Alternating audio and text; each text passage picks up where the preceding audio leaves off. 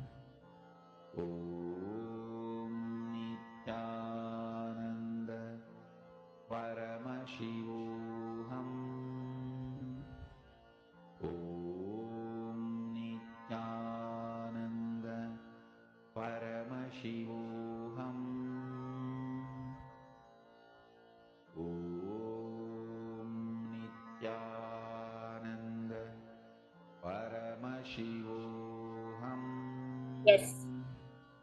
Once you have shared your powerful cognition with your partner, let them feel that shift. Now, you can tell them that with Swamiji's grace, with the power of Swamiji that he has given you the initiation, and with the powerful cognition from the Living Enlightenment book, that reality they want to manifest is going to manifest for them very, very soon. You can tell them instantly now their reality will manifest if they take that powerful cognition, make it their cognition, and apply it in their life towards the pattern that's stopping them.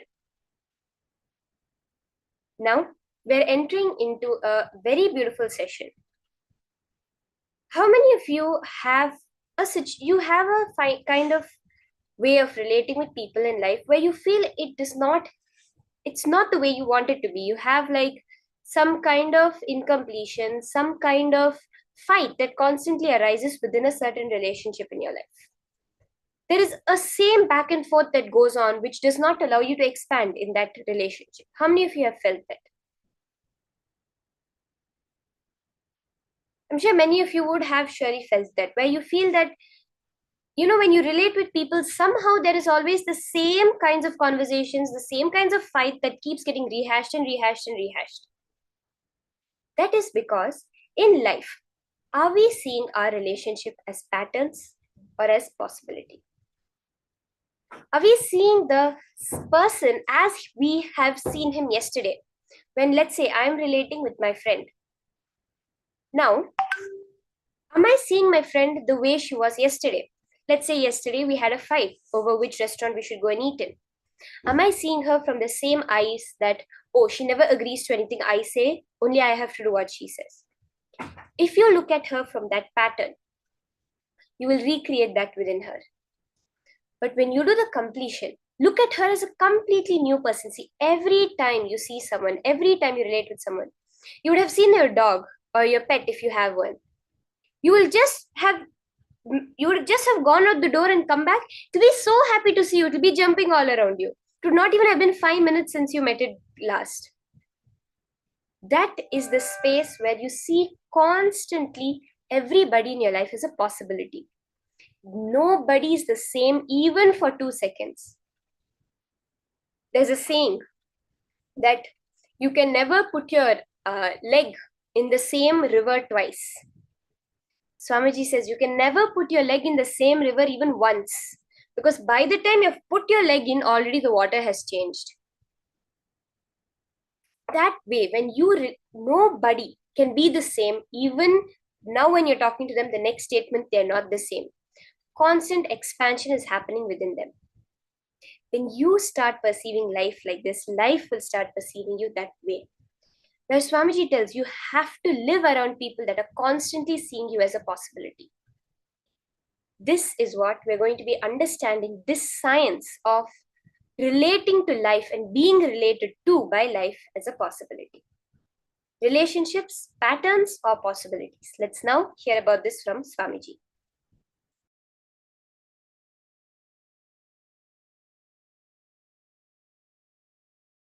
Husband sent a text to his wife at night. Hi, I'll get late. Please try and wash all my dirty clothes. And make sure you prepare my favorite dish before I return for dinner. He sent another text. And I forgot to tell you that I got an increase in my salary at the end of this month. I'm getting you a new car. She immediately texts back, oh my God, really? Husband replied, no, just I wanted to make sure you got my first message.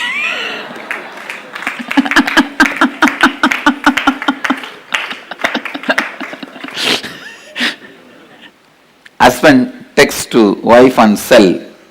Hey, what are you doing, darling? Wife, I am dying. Husband jumps with joy, but types, sweetheart, how can I live without you? Wife texts back, you idiot, I am dyeing my hair. Husband, bloody English language.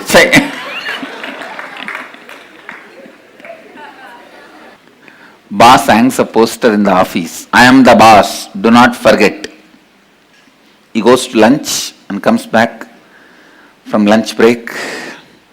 He finds a slip on his desk. Your wife called and she wants her poster back home.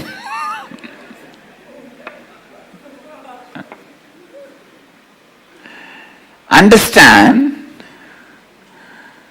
relationships can either lead to more and more imprisonment in your patterns or liberation. Pattern or possibility, it can lead you to more and more space of possibility.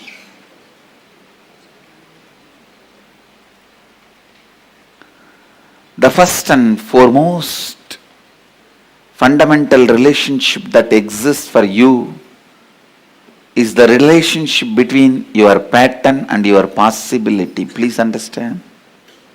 Listen, I am not talking about with whom you relate, with what you relate. I am not talking about your relationship with your husband, wife, brother, sister, father, mother. I am not talking even about all that. I am talking about from which space you start relating. I tell you, if you relate from the space of possibility, even if you live with a large family, you are a great sannyasi, enlightened being.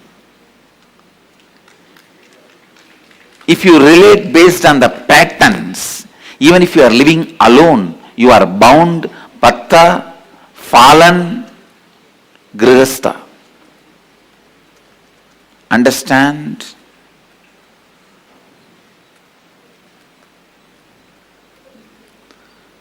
Grihastha or sannyasi, bound or liberated, is no way connected to the number of people you live with or relate with. It connects with the space from which you operate. If you see every human being as a possibility, for that you also should see you as a possibility. Understand? When you see you as possibility, you will see everyone as a possibility. When you see everyone as a possibility,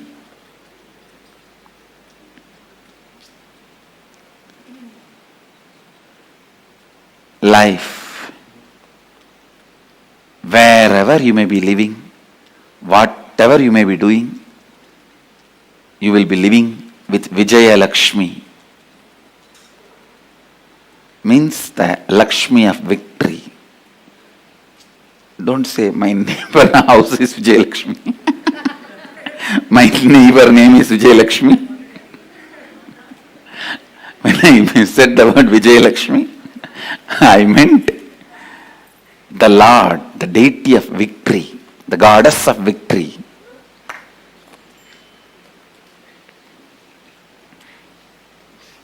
Please understand.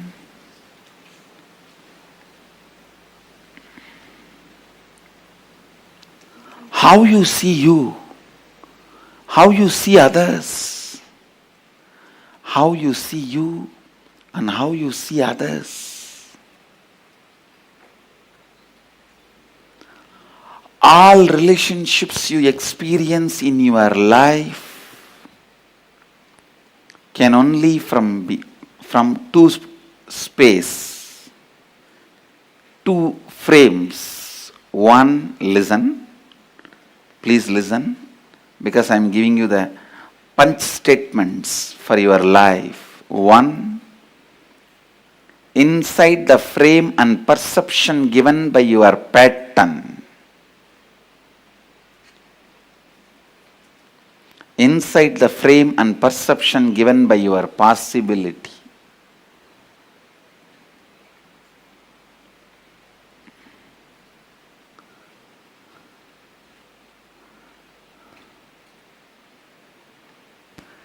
When you are able to see people as possibility, you will have tremendous patience.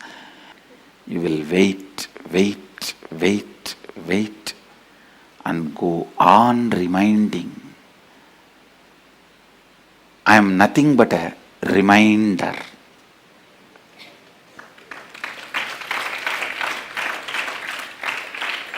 I am nothing but a reminder. When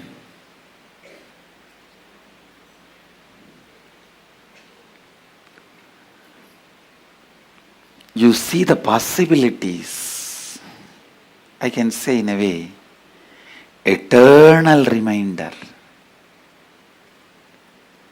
When I see the possibilities,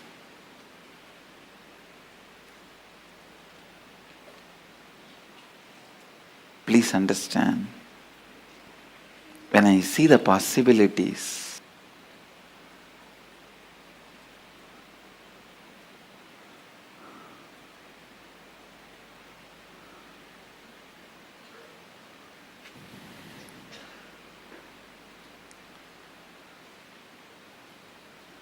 your cognition starts functioning based on compassion. I tell you, please understand, even if you feel suffocating, imprisoned, live with a person who sees your possibility. Even if you feel free, liberated, don't live with people who see you only from pattern. I am defining real freedom and real bondage. Living with a person who sees your possibility, who sees yourself as a possibility, who has seen his possibility and who sees you as possibility, even life around him, with him, feels like suffocating or bondage. Live with him. The fourth principle, enriching, can empower you in the zone of relationships. If you are feeling powerless in your relationships, be very clear, you will be powerless with the relationship with yourself. Relationship with yourself and relationship with others both happen from the same space. In the relationship with the others, if you are feeling powerless, you will have the same powerlessness in the relationship with you. Relationship with you, if you are feeling powerful, complete. Relationship with others, you will feel same powerful completeness. Enriching. How this principle is going to heal your relationship with you and your relationship with others. Make you feel powerful with regards to relationship with others and relationship with you. Enriching. The principle of enriching, how it can be used to make yourself powerful in the zone of relationship with you and relationship with others. You have only two possibilities. First, heal, enrich your relationship with you. Do swapurnatva, self-completion, by bringing integrity with you, authenticity with you, responsibility about you, enriching yourself. Listen, I ask you to bring these three qualities in you as a first priority, that does not mean I am asking you to do only this. You have to be doing it simultaneously with you and others also. Only then it happens in you. When you bring completion to you, relationship with you starts. Enriching yourself starts. If you don't have confidence, you can look at you, you can be with you, you are comfortable with you, you can raise yourself by yourself. Who can be with you? Who else can look at you? Who else will be comfortable with you?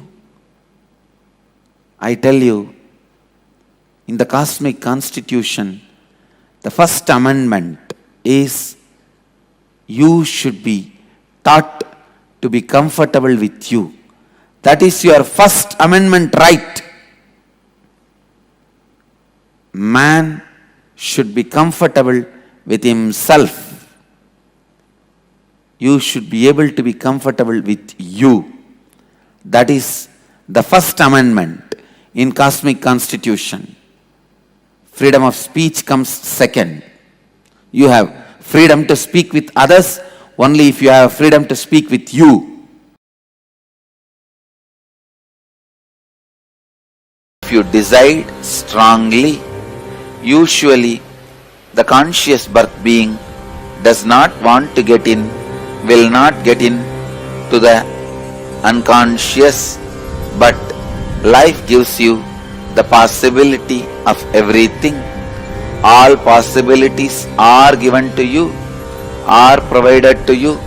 So understand the possibility exists in life. That is why it is called life.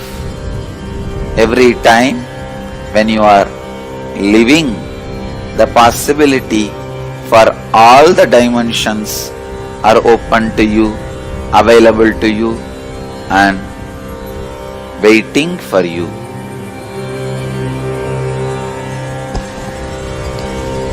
The next question is from Mary Bernard. Nithyanandam Swamiji, you have already spoken of the destructiveness of suicide. Some states and countries allow patients who are suffering with a terminal illness to practice assisted death. It is strictly regulated. Usually the family gathers around the patient and some kind of painless lethal injection is given as per the patient's wishes and instruction.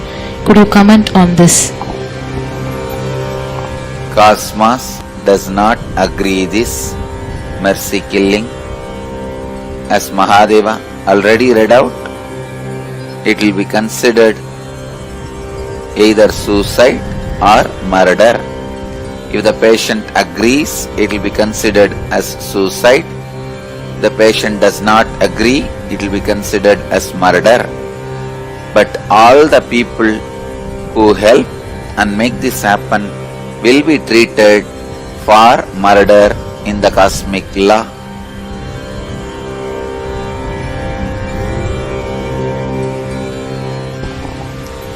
The next question is from Sudarshini Madan. Dear Swamiji, why there is so much of fear on death? How did the relationships emerged to be an important thing in our life? Anything you don't understand, don't want to understand, does not have the brain capacity to understand, fear surrounds it. Unknown is always fear for any living being. Now understand Mahadeva himself, the source of the creation, the source of the existence, source of the eternity, is revealing these great truths again and again and again. Listen to these great truths, chant these great truths. This will liberate you from the fear. When your cognizance is based on these great truths, cosmic secrets, you will be free from the fear. The fear is nothing but the projection of negativity on the future possibility. It is not necessary you need to continuously project negativity or positivity on the future possibility. Simply seeing the future possibility without projecting negativity or positivity onto it is living prarabdha. So the fear comes into your system only when you project your fear, your negativity on the future possibilities. Negativities, the negative ideas does not need to be projected on the future possibility.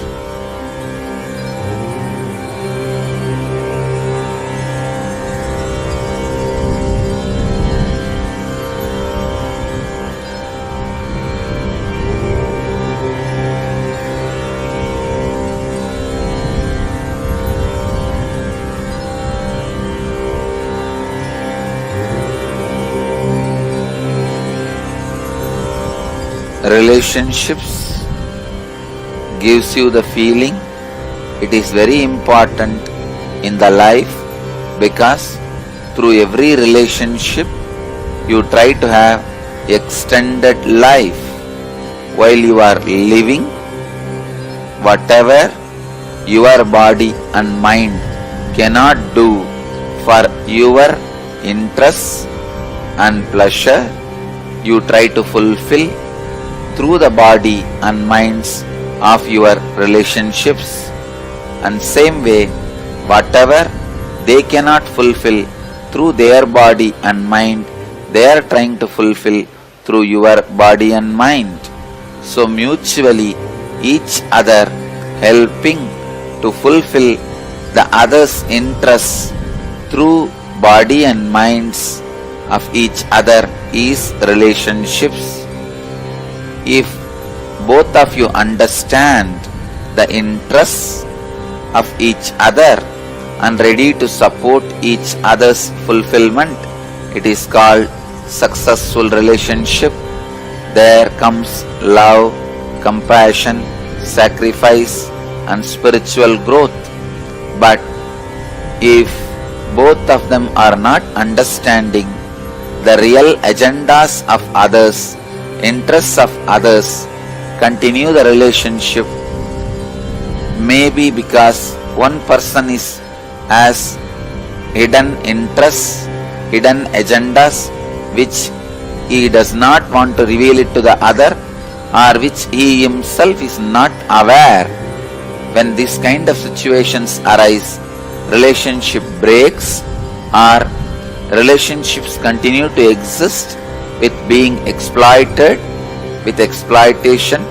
These kind of relationships lead to the worst grave sin of keeping the other person as slave.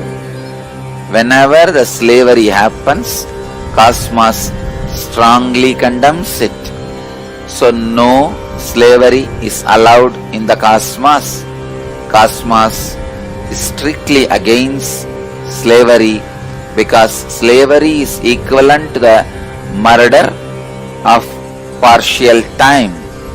In slavery, even if the other person has their body and mind, it is equivalent to they are killed, they are murdered, because that body and mind is not useful to that person anymore. So, relationship with an open, mutual interest should be encouraged, and it supports both the beings to evolve towards the fulfillment and finally the understanding how many bodies and minds you may use to fulfill your interests, that your interests are not going to lead you to your restful awareness. So that understanding may help you to renounce all the interests and even your own body and mind and settle down in restful awareness.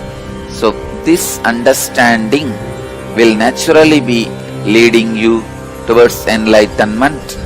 Going smoothly towards that understanding will be happening through the right understanding relationships, the relationships with the mood of exploiting other person with a hidden agenda without you revealing it to the other person about your interests, or you yourself may not knowing it by yourself, will lead to more and more destruction, depression. If the relationships continues, it will be the sin of slavery. If it breaks, it will be giving you a great divide, depression, feeling of emptiness. So the science of relationship is trying to have more body and minds to fulfill your interests, and trying to give the other person also your body and mind to fulfill his interests. As long as it is mutual, it is with a deep understanding, it should be encouraged, supported and blessed.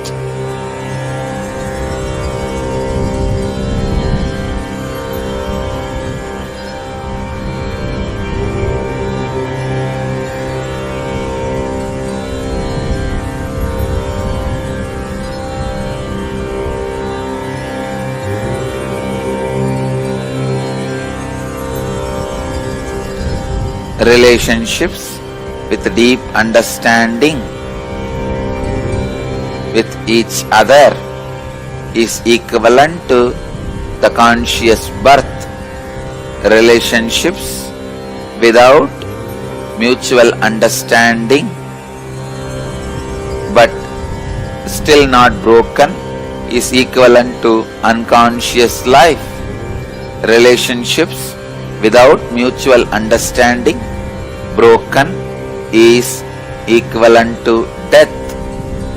All unconscious life will be afraid of death and end in death. Same way, all relationships which does not have mutual understanding will constantly have fear of being broken. Finally, it will break and bring tremendous suffering to both the persons who are involved in it.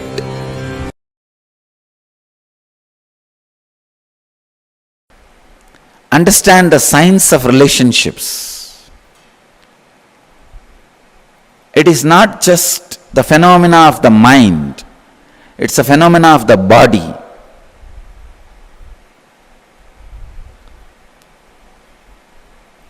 Do not collapse relationships. Please understand. Do not illogically collapse relationships. It will directly affect some part of your body.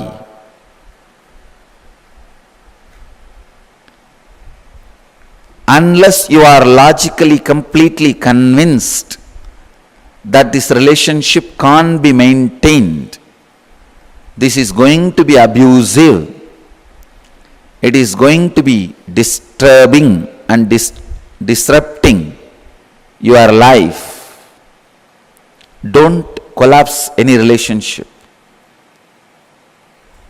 That is why I always insist when people come to me asking they want to break their family, they want to go for divorce, I tell them wait for some more time.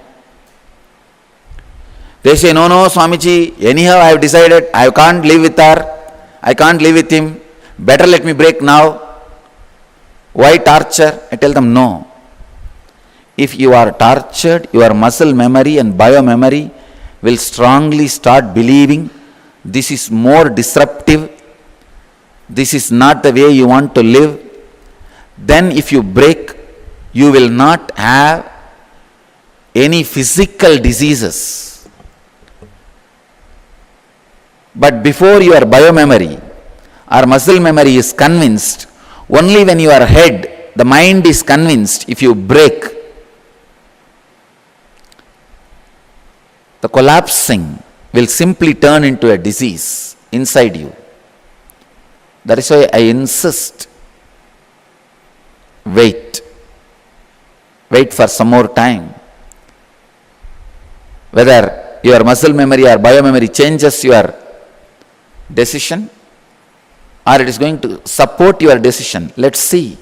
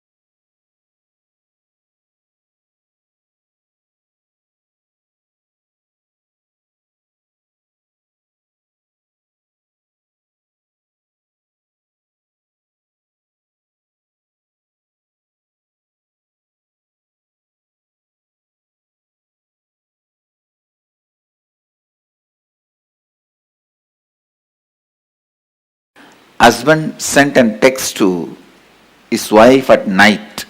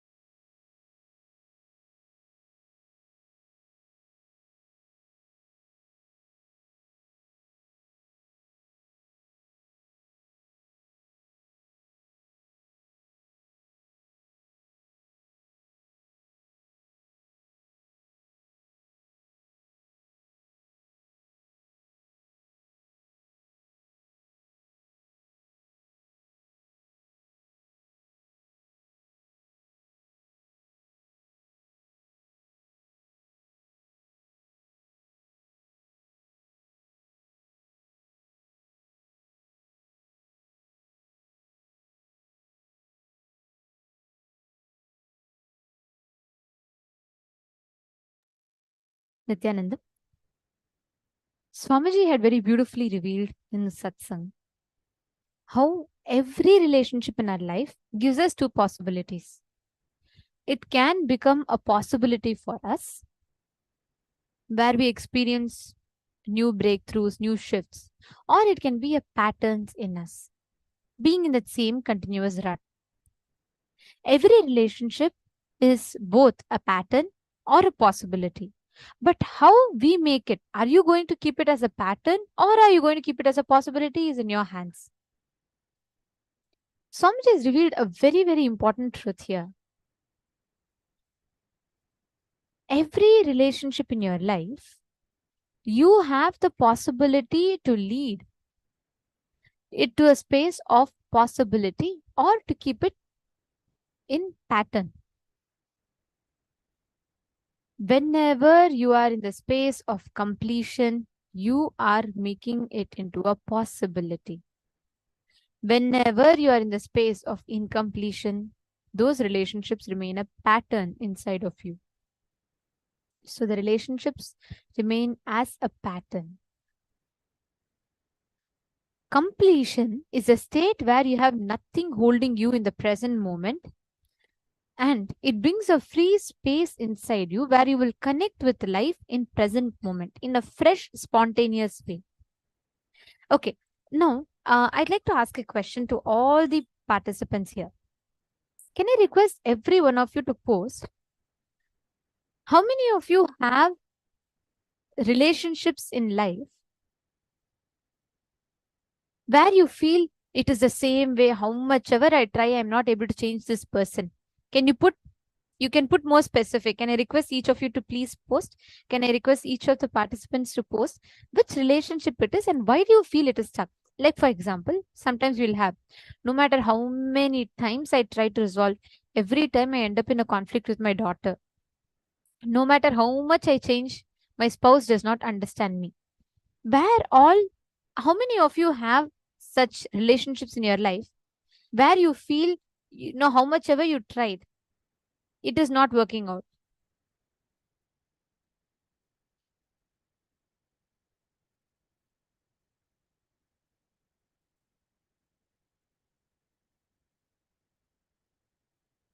Okay, Ma Divyananda has posted, I feel like I'm not able to influence or change most people in my life.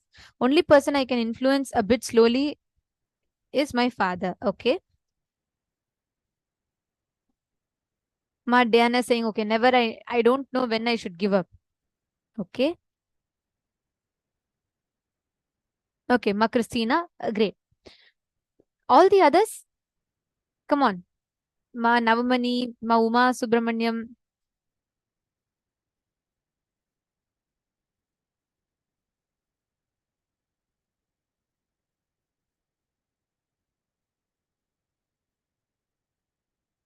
Okay, Ma Chetana also has posted. All if you listen carefully, every time you connect to your relative, your relationship, spouse, daughter, son, mother, father, any relationships in life, again and again, you put yourself back into that same pattern. Understand? If you hold every moment of your life is fresh. If I wear the same purple glass and I see someone, they're going to appear purple to me. Each of us carry a mold, like a cookie cutter, right? You take a particular shape and you put that on that person. Okay, my spouse should be like extremely understanding, sensitive, loving, and he should say yes to everything. We will put that kind of a frame. Whenever that relationship does not fit into that frame, we start experiencing conflict.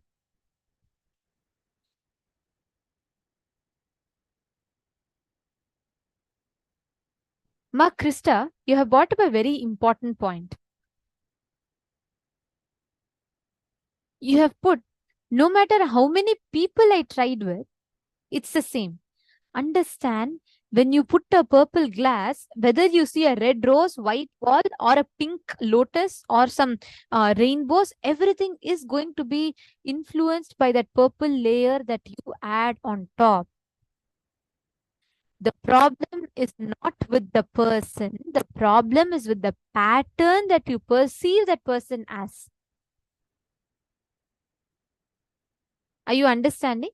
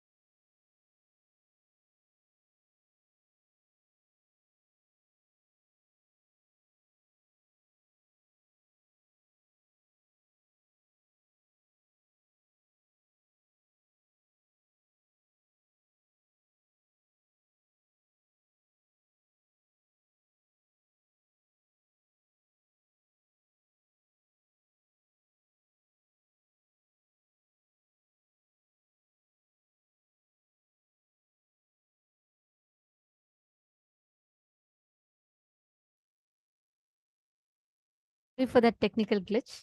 So, yes, Ma, Krista, I just wanted to answer your question, Ma. See, many times, the moment you are saying, right? I have had relationships with multiple people, but the person seems to not change. The same cycle that I get stuck into again and again and again. Understand? It is like this. The moment you see a person, especially watching movies or with the ideas we pick up from different sources, you hear from your friends or you hear from movies, read from books, we all make up a certain idea of how a daughter should be, how a father should be, how a spouse should be. We create a frame. We try to go on imposing that frame on anyone that comes into our life. sometimes you will see somebody is looking as if like they fit into that frame. But as you start getting closer and closer, that's what is like the Swamiji will say, that's the mirage effect.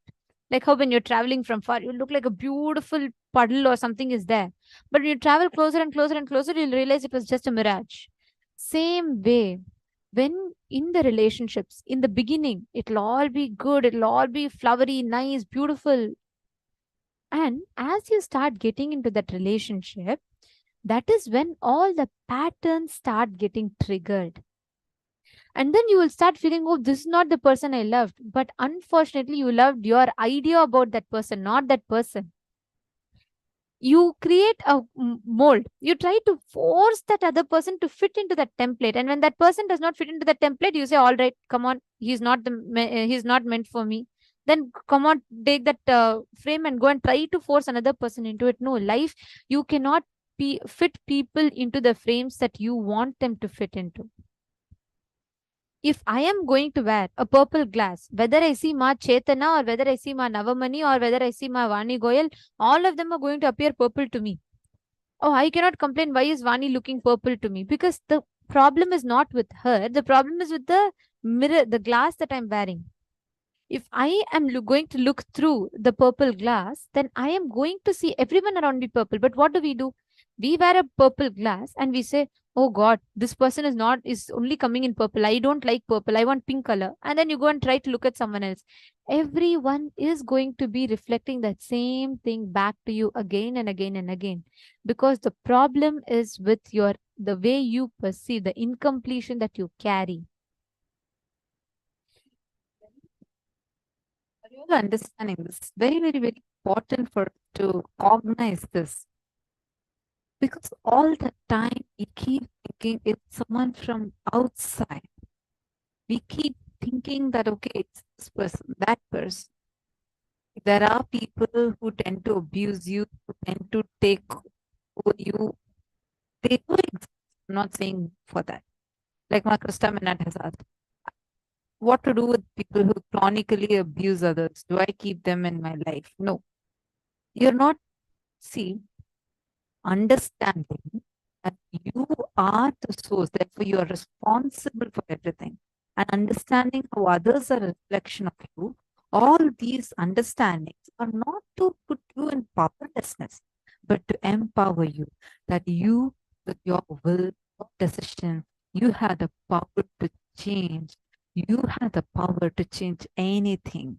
You have the power to transform anything.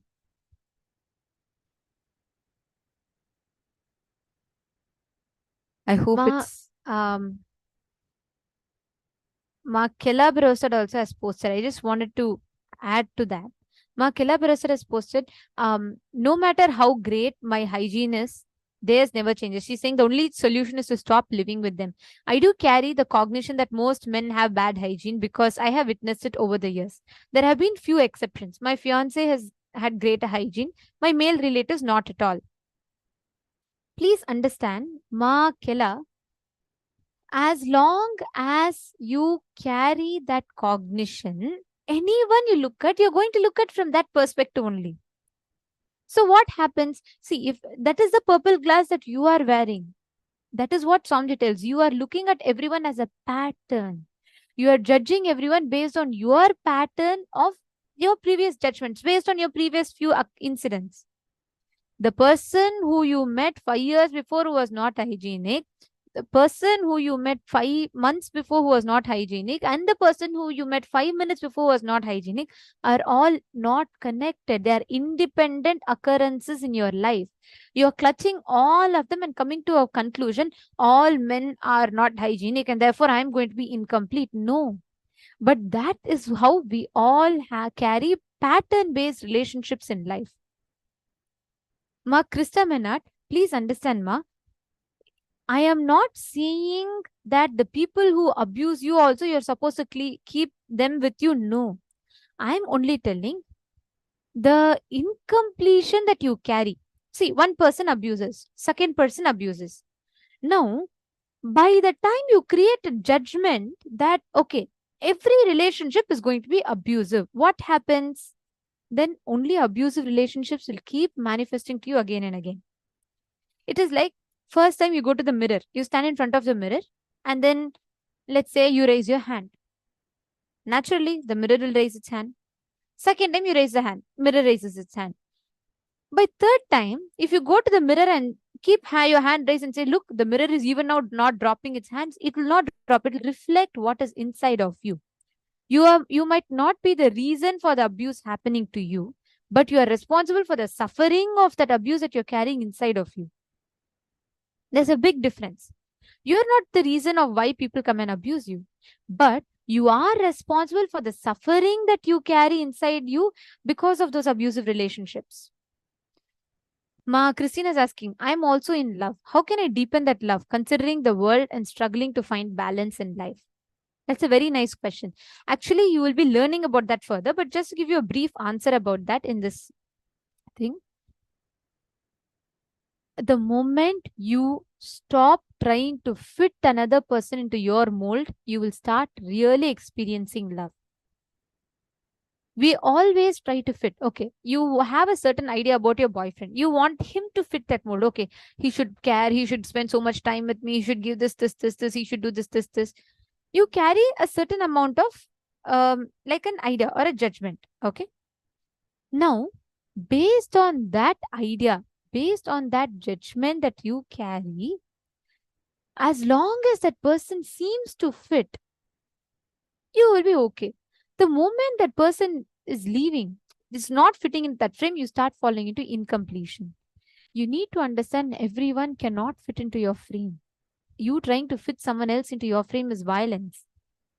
Start completing with that, you will really experience love. Ma Christina, you would have formed certain opinions, judgments, and ideas, right? Only when you drop those judgments and start discovering that person for who they are. As long as you have some reason of why you love them. I love them because they look like this. I love them because they speak like this. All of that is temporary. Everything. If your love is based on an ephemeral quality of someone, it is not love. The moment you find out the eternal component, means I like that person, with out of that space of completion, then that relationship will give you real love. You're understanding, Mama Christina?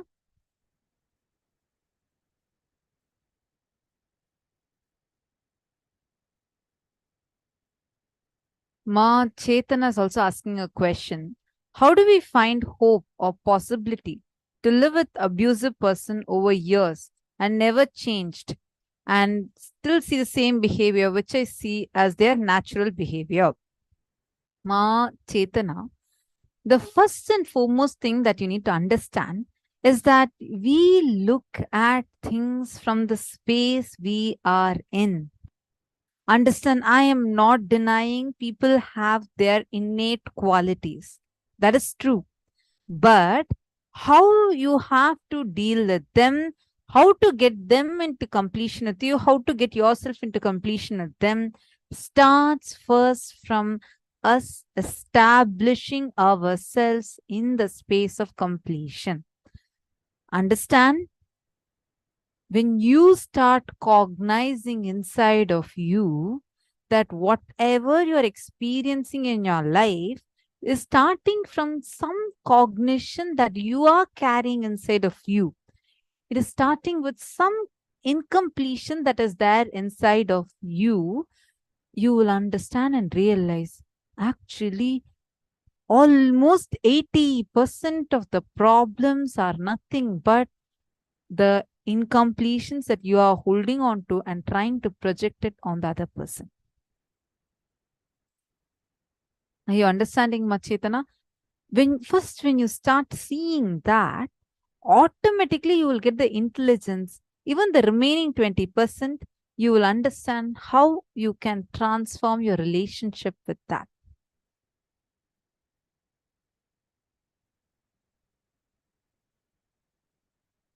Sneha Patel is asking, what to do when you stop seeing any good in them, and also wonder what got you into this relationship? See, Sneha, again, it starts with the completion that we carry first within ourselves. Most of the times, the relationships that we are seeing outside is not the relationship we are actually seeing outside. It is from the past ideas, the hangovers from the past that's sitting in the present and affecting your future. For example, you had the same experience with your math teacher when you were 6 years old. So when you're growing up and then you go into your office, you see the same behavior in your boss. And then you see the same thing with your mother-in-law. Now, it is not with your mother-in-law or your boss. It is first starting with the incompletion, the suffocation that relationship with your math teacher had caused in you when you were just 6 years old. Like I had one math teacher who was, I forgot her name. No, I think Kasturi Mama, something like that. I was just 8, 9 years old. And the first time she had hit me when I was small for something, I didn't do homework or something like that. And like, I used to feel she's always partial. She likes certain people and she does not like certain people.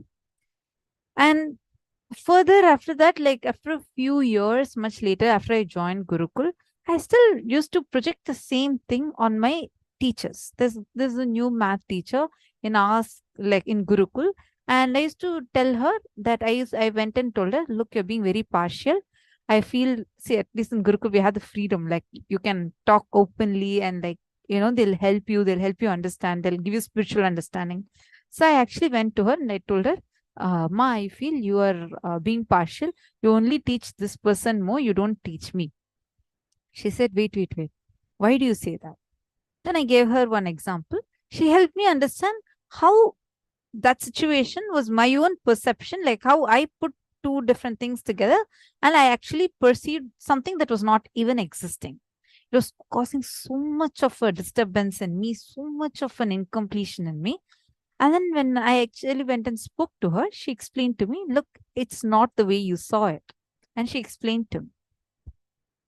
She told how, like, I'm just giving you an example in this because like this is how first time I learned this concept. And then she told me, oh, look, I'm going and talking to him just to help him understand because he's weak in the subject. You're good at it. So I didn't spend the same amount of time with you. And he went for these activities, something she explained to me at that time. And I understood it. And then she asked me, why is it that you made that statement? I said, I just felt it. So I made it. She said, no, look in. It doesn't come just like that as a instinctive response to some situation. But it is coming from something that's much deeper in you, not from this moment, but somewhere in your childhood. See how many times you have felt that life is always partial towards you. I said, so many times. I felt the same thing in my 10th grade. I felt the same thing in my 7th grade. I felt the same thing when I was much younger. Teachers kept changing, but I projected the same thing. When I understood that it started with a simple, silly incident. My math teacher hit me for me not doing the homework, but left my friend who also did not do the homework. It caused so much of incompletion in me. And till like I'm 14, when this incident happened, I was 14. I'm like, at that age also the same pattern was still continuing. I'm projecting the same math teacher on this Gurukul teacher too. Understand, so many times this is what we do. We go on blaming outside and it looks very real. Till that time I completed with this cognition, I really felt that everyone, all these people are being partial towards me. It was like very realistic. But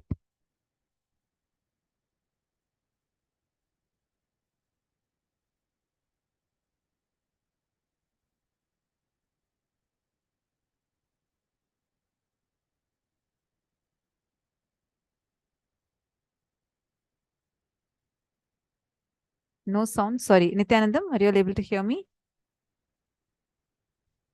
Nithyanandam?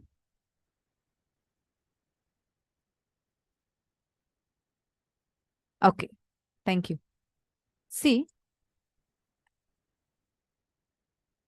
yes, I'll repeat the last line. See, most of the time, you are holding on to certain cognitions, incompletions from the past, and you're projecting that. It will appear very real, very factual. They say, right, that mirage effect in the desert, like where, when people are, it happens even in summer days, even when you're traveling on the road, you really feel like in a certain distance, it looks like there's water. But as you go closer, the water disappears. Same thing, you go on projecting some mirage in your life, you really think it is real because you only see what you choose to see. This is like when I understood this, till then I was actually carrying that as an incompletion towards that teacher. I was thinking that, okay, she's also being very partial. She doesn't like me. She likes only the other kid. How much ever I say she doesn't like me, she's very partial. I had my own list of incompletions that I carried with her. When she walked me through this and she made me understand that, okay, so it's not the situation actually outside is like that, but I am thinking about it like that. Understand, we all carry certain incompletions from a very young age, which we go on and on and on, projecting it outside on different people, perceive that they are doing the same thing to us. Today, cognize this. Understand, first, when you bring completion inside of you, suddenly the world outside also starts transforming for two reasons. One, really because life outside is nothing but a reflection of you. When you transform, first, your cognitions mature. So the way you see matures. It's like you're taking off that filter that you're usually filtering reality from, you take off that. And second, the other people also in their inner space start transforming. I just want to add one thing here. See, many of you are asking about what if that relationship is extremely abusive, that you should not, they're not good doing anything good to you anymore. Listen very carefully. We are not saying even if someone is toxic, someone is abusive, someone is like, physically like abusing you and you're not able to be in that relationship anymore, you have to continue. No. But there's a difference. Many times, like Mark Krista Manad, in the example that you had mentioned, no matter how many spouses, like how many different times you got into different relationships, but you saw all your spouses that you have been into relationship with are exactly in the same point it ends. Understand, there are two different things. One is whether to be in a relationship or not, both should not be taken from an incompletion. Sometimes you'll feel extremely lonely. Someone will come and say, hey, you know what? I'll always be there with you. In that spur of a moment, you will feel like, oh God, this person is everything to me. And you will feel like someone is there for me. And in that moment, you will jump into an idea and you will take a decision and you will decide you can go ahead with it, right? But the same way, when they start operating out of incompletions, then you will start feeling like, oh, it is not working out, it is not right, and you will leave it. But both are wrong. You cannot take a yes or no for a relationship out of incompletion, even if it is an relationship where you feel that person is the best. Take the decision out of completion, not in your temporary high or a temporary low, because both times your illusions, life will like exaggerate the situation 10 times more than what they are. Okay, let me ask you all this question. How many times each of you have had arguments or some conflict in your relationship where you felt, oh, is it just this? If I would have been a little bit more calmer, I think I could have handled it better.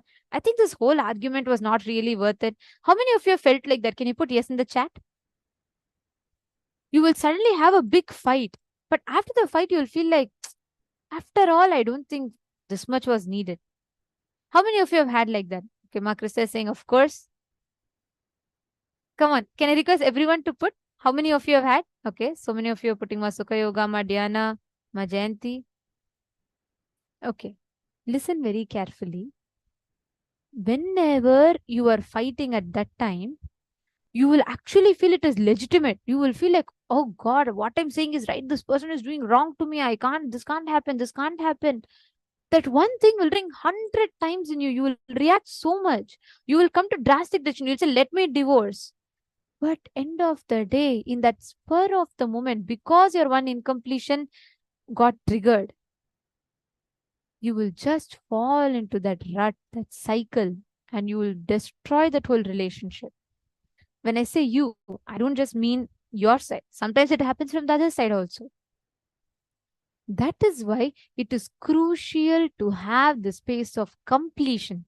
Sometimes in a joy, temporary joy. Today, if you see so many young kids who get into relationship, why do they get into relationship? They see a movie, they listen to that, that romantic songs in the movie, and how that hero sees the heroine and gives her a rose and all that, and looks so flowery and nice to them. They really start liking that concept of love so much. Any boy that walks on the road and just comes and tells them sweetly 2 words, that actually that person falls for it. Whether boy or girl, it's the same. And after some time, they will get into breakups and all that, because both sides will not even be ready. Both are wrong. You breaking a relationship or forming a relationship in your temporary high or low is wrong. Come to the space of completion. Make sure you're dropping all that incompletion, suffering, pain that you carry in you. From that, the decision you make will be the right decision. Are you understanding? Are all of you understanding? Okay. Now, this one cognition, Swamiji is saying, right, this is what is judging a relationship as pattern. You have a pattern, you create a pattern. Okay, people will come, let's say when you are young, okay, your mom gives more chocolates to your brother than you. At that moment, you start developing the pattern. People like my brother more than me. People don't like me. After that, you may grow up and you may really feel like your mom was just trying because he was a young kid after all. But you may not hold that incompletion with your mother. As you grow up, you will start holding that incompletion with your teacher. You will see in your school, from that same frame, you will look at it. Okay, how is life not being fair to me now? One incident is where your teacher would have told another kid, your project is very nice. That's all. You will form a conclusion. See, even my teacher does not like me. She is giving more love to her than me. After some time, as you grow up in your college, your friends, you will feel your best friend is not really valuing you. You are only going behind her, but she doesn't care about you. She only wants to be with others.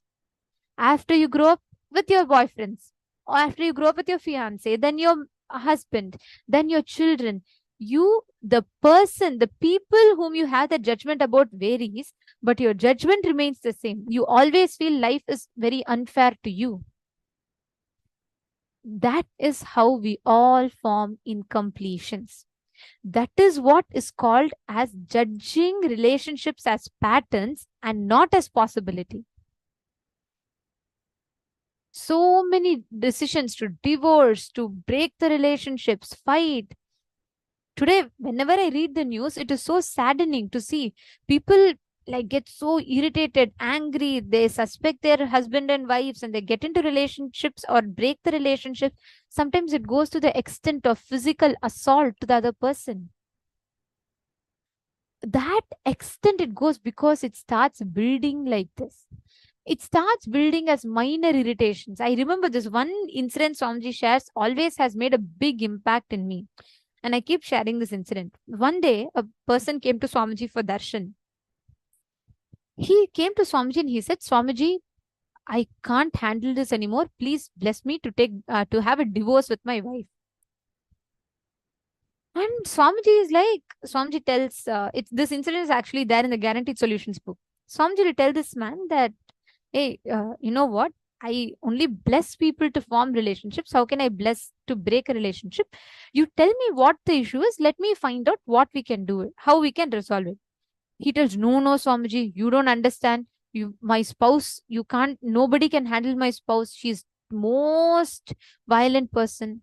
Then Swamiji says, all right, I'm not saying a yes or no to it. Let us understand. You tell what exactly your problem is. And this man goes on telling Swamiji, it is not possible. You don't know, Swamiji. Just my wife tried to kill me. Swamiji said, why? What happened? Why are you feeling that? He tells that because when she was coming today, when I was sitting and I was waiting to go to the office and I was telling her I am stressed, and she comes and she was giving me the coffee and she poured the coffee on me. Swamiji said, okay, how did it happen? No, Swamiji, you don't know. She said it is a mistake, but I don't think it's a mistake. You don't know, Swamiji, on the day we were getting married also there is a game. Actually, in Hindu marriages, right? Just to get that comfortability between the spouses, they'll have a game where in a water pot, the spouse, both the husband and wife should go and search for a ring. So this man brings up that incident. He says, no, Swamiji, you don't know. Even that day she scratched my hand.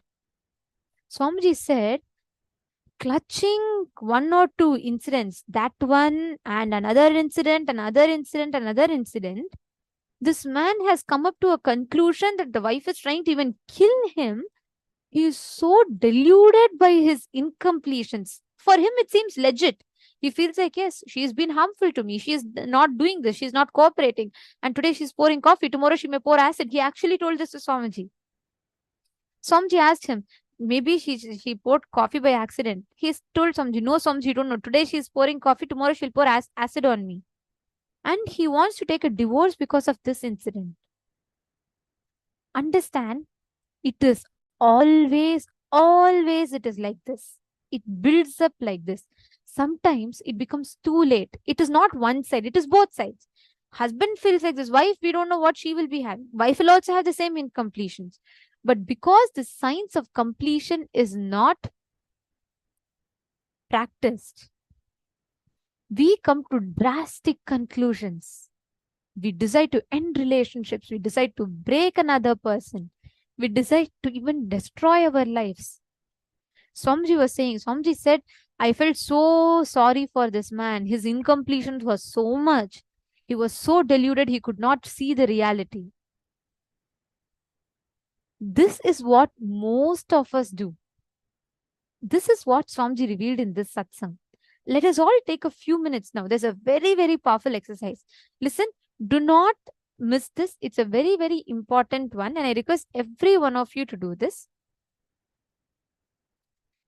Now Swamiji explained, right? Where we take an incompletion as a pattern, where we see an incompletion as a possibility. Sorry, where we see a relationship as a pattern and a relationship as a possibility. Now let us identify that. Listen very carefully. Even now your spouse may be abusive to you. Many of you have posted that. But there is some part in you which is also triggering the other person. It is not just the other person. You can go on blaming life. But understand it is not the other person.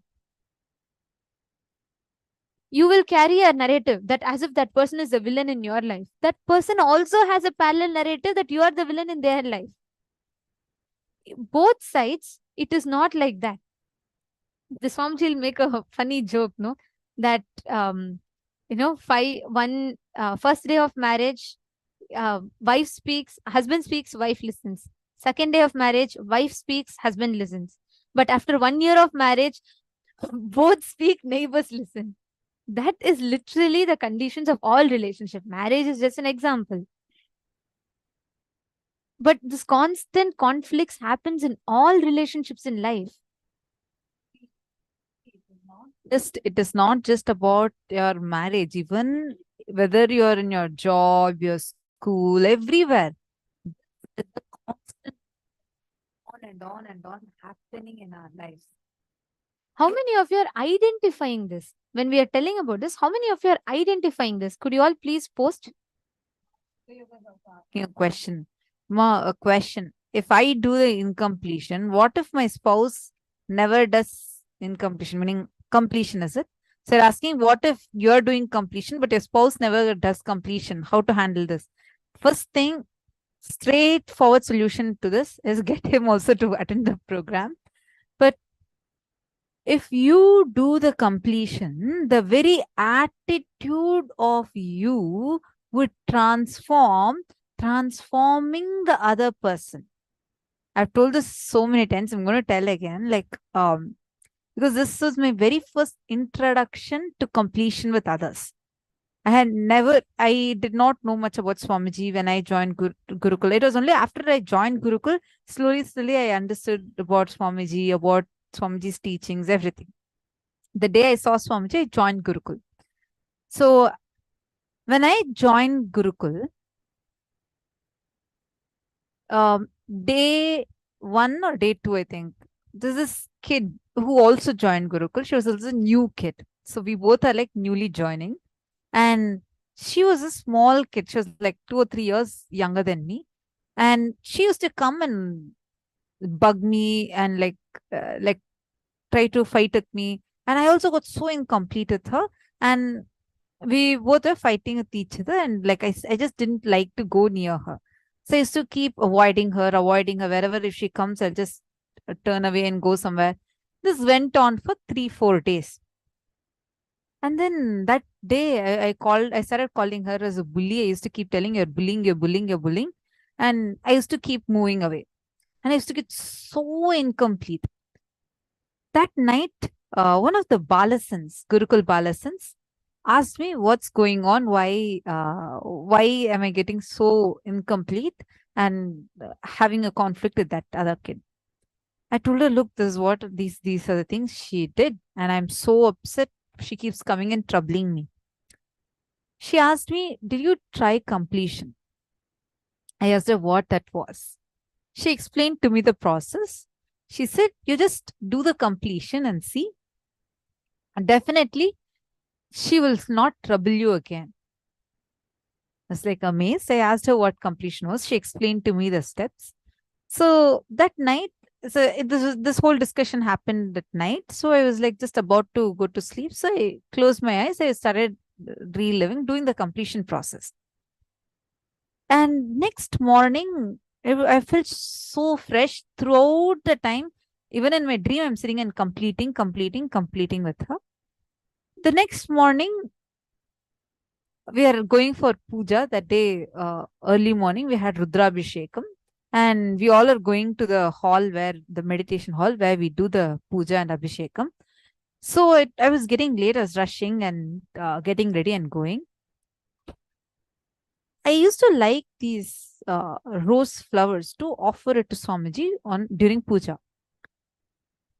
I didn't talk one word to that kid or anyone else. I just got ready and I'm going to the hall. I saw that she was standing in the other end of the hall. Usually I'll get irritated. Usually I'll get very triggered. But that day, because of the completion I did the previous night, that whole irritation did not even exist. Somehow I felt so complete inside me. And that kid, she ran and came and hugged me.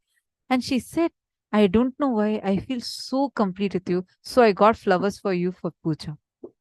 I was really shocked. This was my very first experience with completion. She got a plate full of roses and she gave me. I was like, why? I was really curious. I was like, till yesterday I was calling you a bully. Till yesterday I was like, we both were fighting with each other. We never spoke to each other. How come suddenly you're complete with me? She said, I don't know why. I just suddenly today morning when I woke up, I felt so complete with you. When I looked at you, I didn't have any past incompletion with you. I was so amazed. That gave me the experience of the power of completion. Understand, when you are really complete, outside people will also reflect that completion. I didn't speak one word to the other person, but that person also felt completion with me, because that is the power of completion.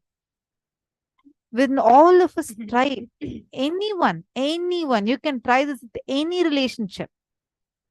When you are complete, definitely it will reflect in the other person.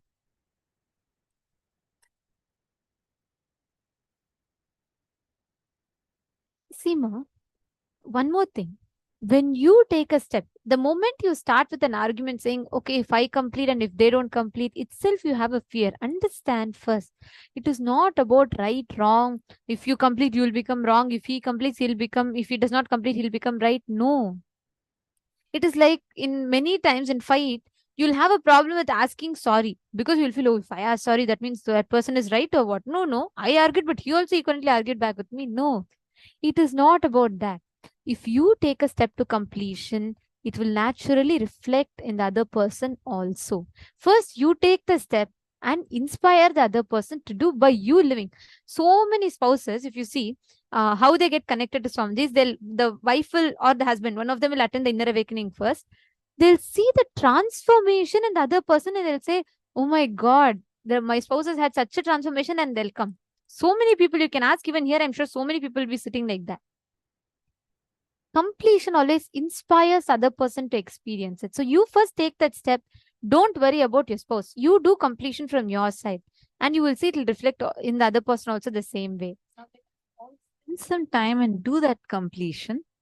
Don't worry, step by step we will help you. Swamiji will take us through very deep completion process. Please take a few minutes and pen down. Identify your parasite patterns.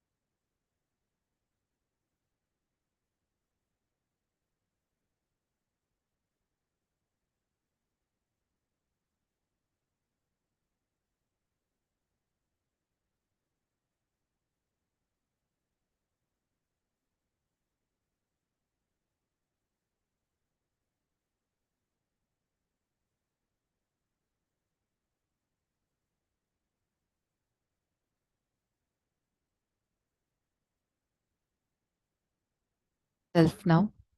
Identify your parasite patterns.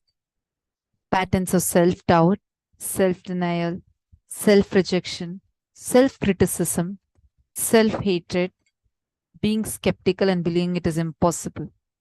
Look into your life and see if you can recollect situations or incidents in your life where you experience the words, emotions, feelings, and experience of your parasite patterns. Please sit for a few minutes and pen down these situations and experiences.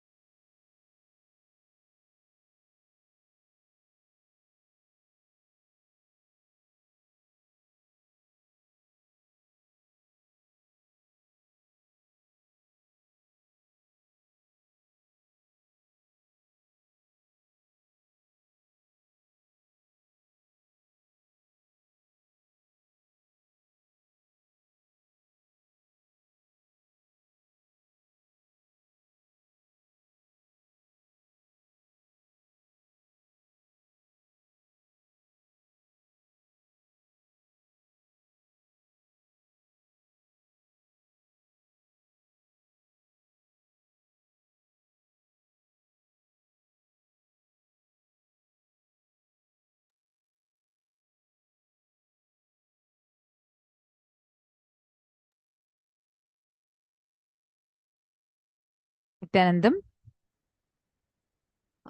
Ma Krista Menard. Not really, ma. See, this is just a first step. We are only doing the first step right now. We have furthermore, lot more steps are there. Only this, what you're just doing now is only the first step. All right. Now, take a few minutes. You're going to be sitting with the Atmamurti or as the mirror into whose listening you're completing with that situation or incident and completing with that pattern as well. Take a few minutes and sit with the Atmamurti.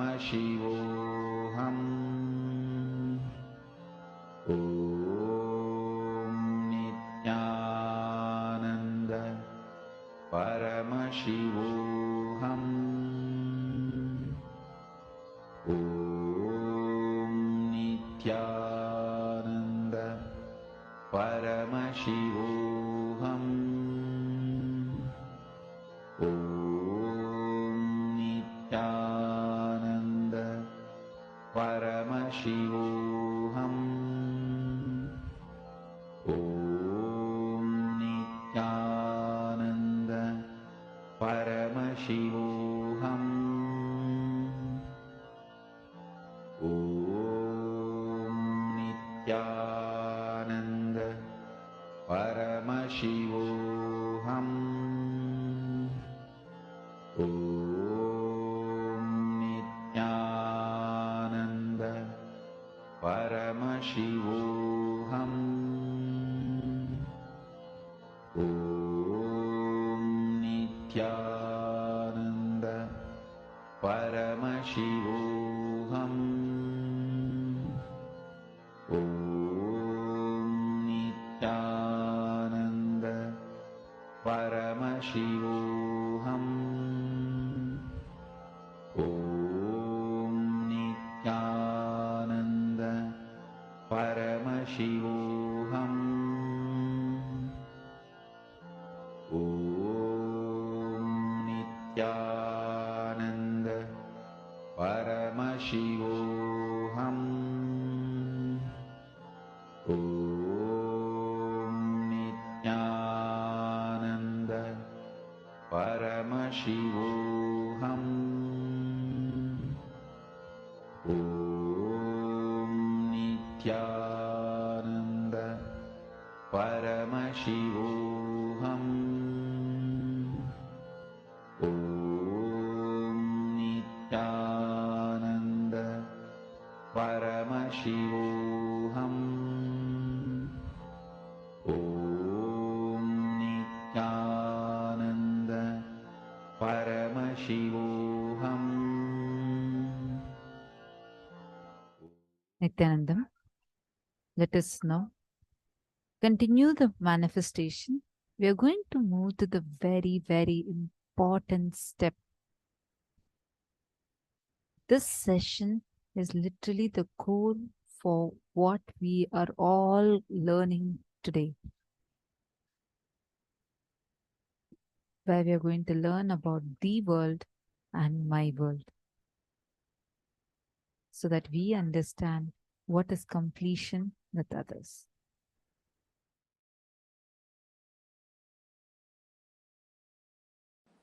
Once Ganesha and Subramanya, both of them have decided to have a challenge that who will quickly go around the world 3 times. Subramanya, as you all aware, has his own flight, peacock.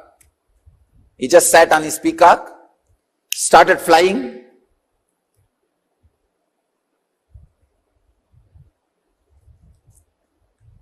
Crossing the continents, crossing the oceans, hills, once, twice, thrice. He completed and came back. He saw this Ganesha, heavy guy. His vehicle is a rat.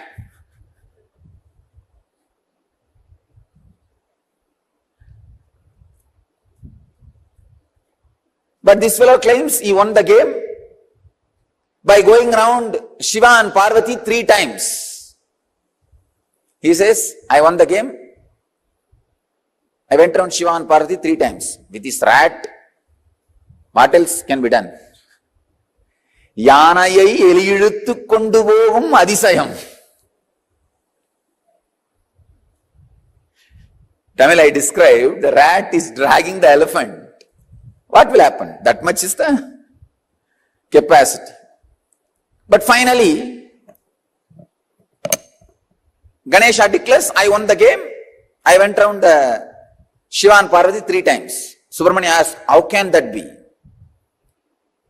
Very beautifully Ganesha says, you went round your world I went around my world.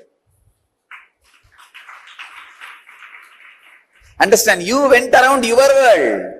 I went around my world.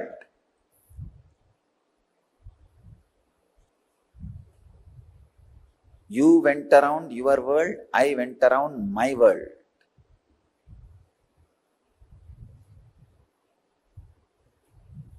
You need to catch this truth. The world, my world. This is the sacred secret.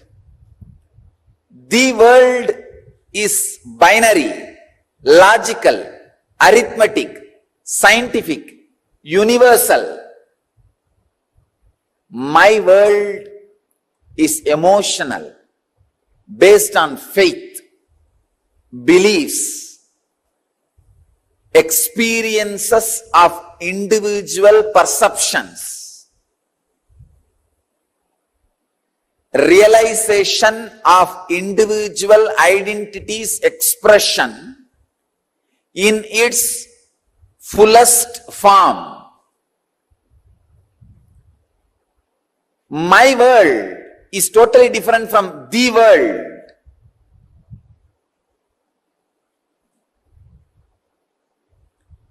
When my world is completely in tune with the world, you are a Jivan Mukta. When there is no conflict between my world and the world, please understand, people who are always going around the world are caught in agitation, anger, stress, rajas. People who are completely caught in my world sometimes can miss the world. Here, Ganesha is successful not just because he was centered on my world, he was centered on my world which was in tune with the world. He was completely experiencing my world, the Ganesha's my world and the world is one and the same.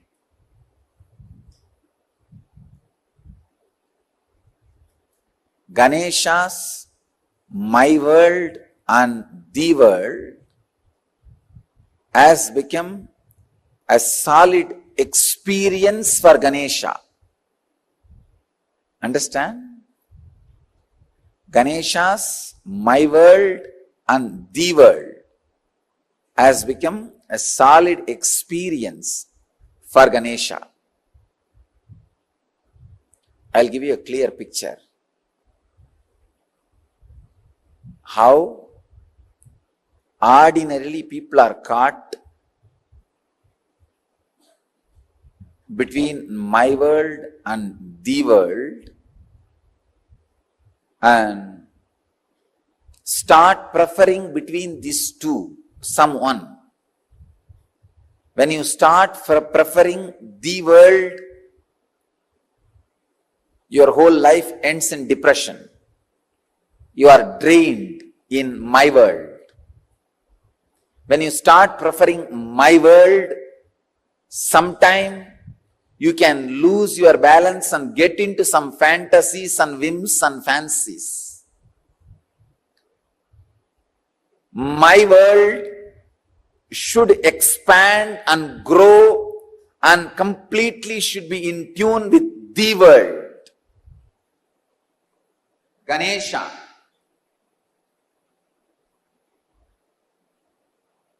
is my world.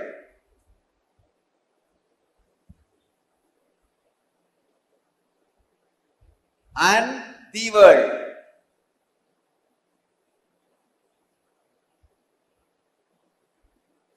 Both are in tune because Mahadeva, Shiva and Devi Please understand. Shiva and Devi are really the world, and Ganesha also experienced Shiva and Devi as my world.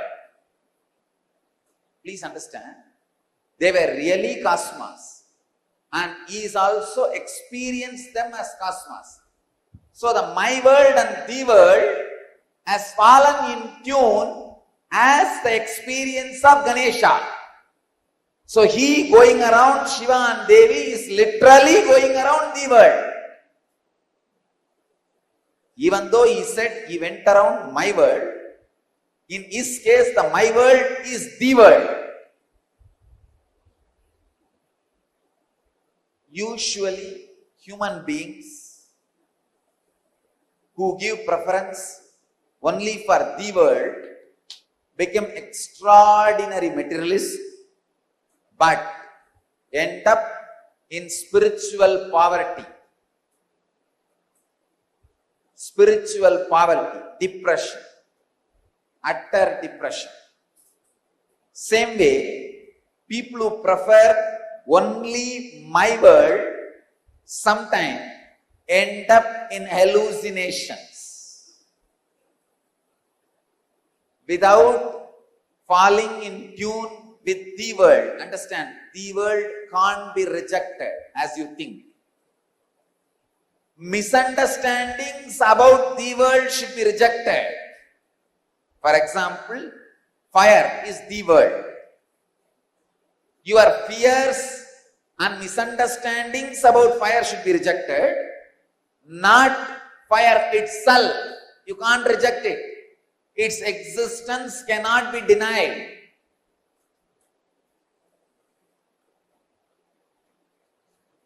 Maya is the ideas which are not in tune with the world, but you are carrying about the world are Maya. Maya is the illusory ideas you carry about the world, not the world itself. When you carry the right idea, when you understand the right ideas about the world, you will realize the world is made of the same stuff in which my world is made. Understand? I am giving a new twist. First statement I am making. The fire, earth, water, air, space itself cannot be denied. Your wrong concept about it is Maya.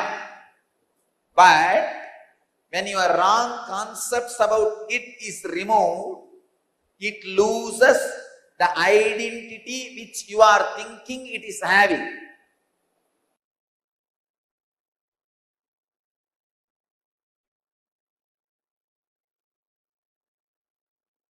One example.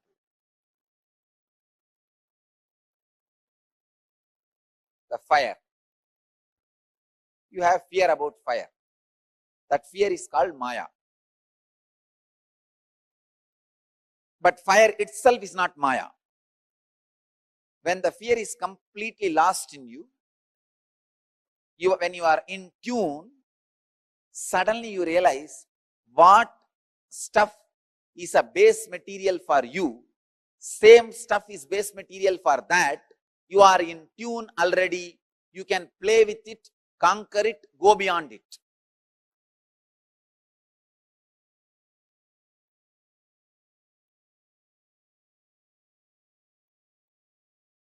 Catch it if you can.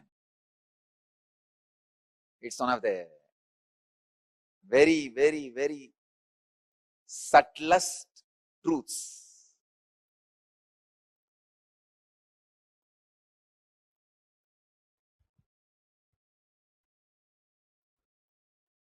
The discrepancy between my world and the world in ideological level is conflict. discrepancy between my world and the world in practical level is poverty and failure. The discrepancy between the my world and the world in the emotional level is depression. The discrepancy between my world and the world in the conscious level is illusion.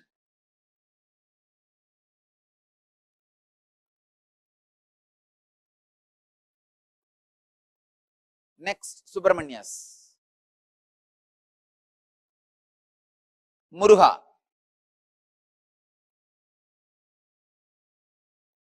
First, he goes around the world. As usual, when you go around the world, you will get into an intense rajas. In that extraordinary rajas, when you claim the victory, he comes back to see already somebody has won the game. It is like, we have a very beautiful story about Bharata, in whose name the whole Bharat is named. He suddenly felt he should conquer the whole world and conquers, reaches the peak of the Meru hills, which is mythological basically in Hindu tradition, to establish his flag. When he goes there, suddenly he finds 10 million flags are there. Means before him 10 million people have conquered the world. All their flags are there. He felt, oh God, where did I land? Then Brahma appears and says, oh my son, do not think you are the first one to conquer the world. Before you, millions of Bharatas have come. Millions of conquerors have come. All of them have conquered this world and claimed it is theirs, it is theirs, it is theirs. For this period, you are claiming it is yours, that's all. Then Bharata realizes, wow, that realization, click, makes him go for doing tapasya. And in that tapas, he becomes enlightened.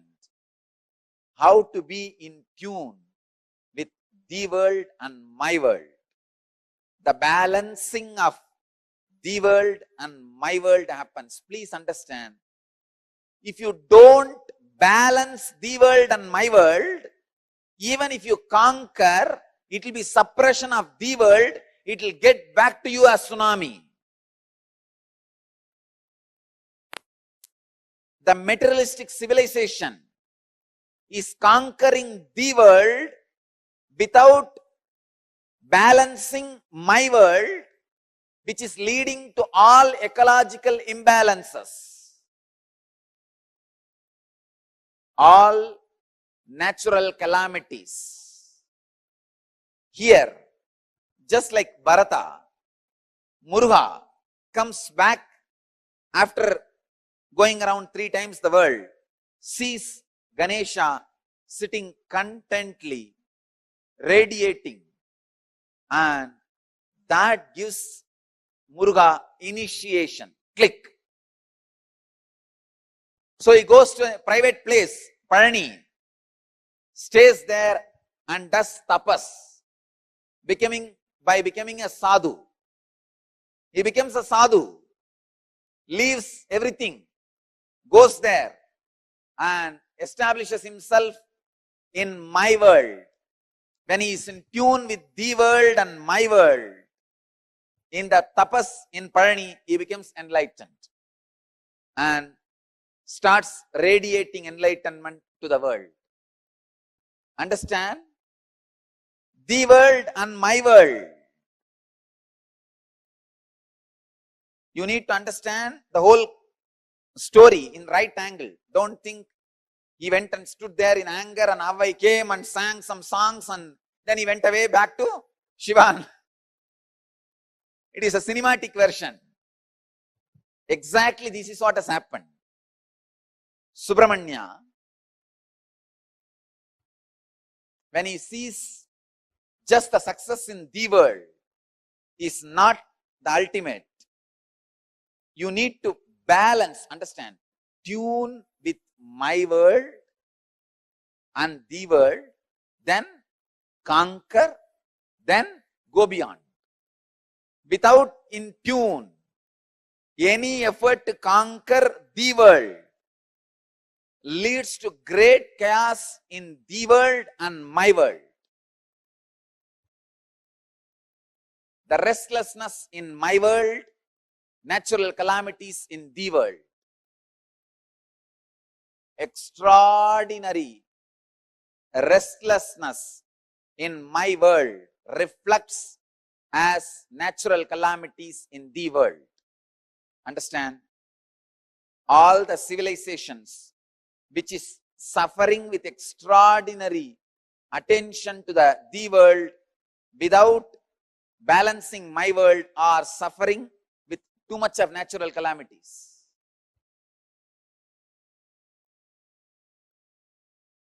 If you study, you will understand this truth. Natural calamity means the whole civilization is too much about the world. The balancing of my world is not happening. History should be in tune with mythology. Logic should be in tune with emotion. Facts should be in tune with truth. Binary should be in tune with zero. Understand? The binary logic, linear movement should be in tune with circular movement, logic based on zero.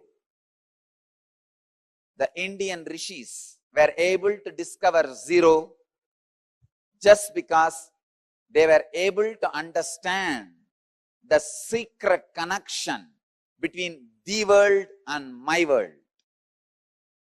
Only a person who can comprehend the deepest secrets of the world and my world can comprehend the power of zero.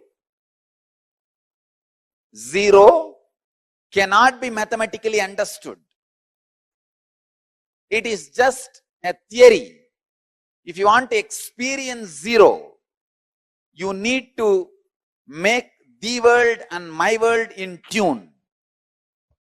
Tuning my world into the world is the samyama you are expected to do to fall in tune with the elements, fall in tune with the nature by Patanjali. I think this is a very sharp truth, very sharp concept. If you just understand this one story, Ganesha going around and Subramanya going around, you will see, are you going around the world or my world? Are you too much centered on my world or the world? Second, is your my world is really in tune with the world? Is your my world is complete right experience of the world, and the concept you carry about the world in my world, are they your beliefs or experiences? If Ganesha was just believing Shiva and Devi is his world, he wouldn't have won the game. Not only Shiva and Devi should be the world, Ganesha should be experiencing it.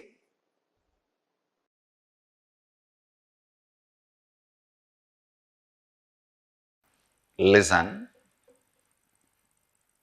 completion with yourself is more like a spiritual practice. It is with completion with others, the life itself starts. Listen. It is from the completion with others life starts. The completion with others. I can say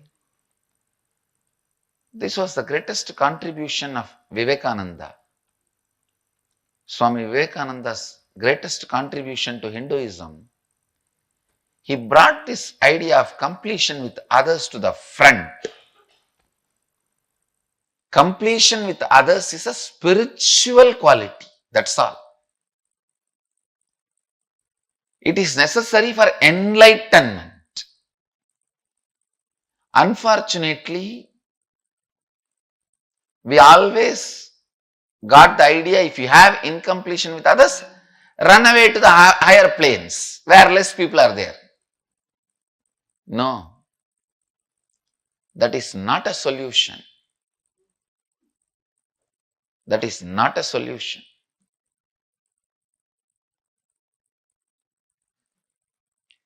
Completion with others is the basic necessity, the basic quality you need for enlightenment.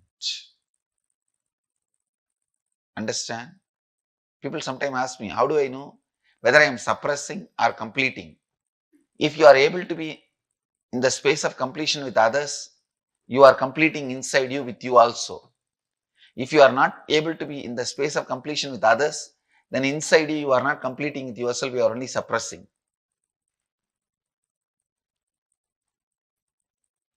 So the scale to find whether you are completing or suppressing, completing or brooding over, completing or waiting for a chance to take revenge. I have seen many people. The name of completion, now I am completing, but I am not going to keep quiet. I will wait for time. When my time comes, I will tell you what to do. I will do what needs to be done.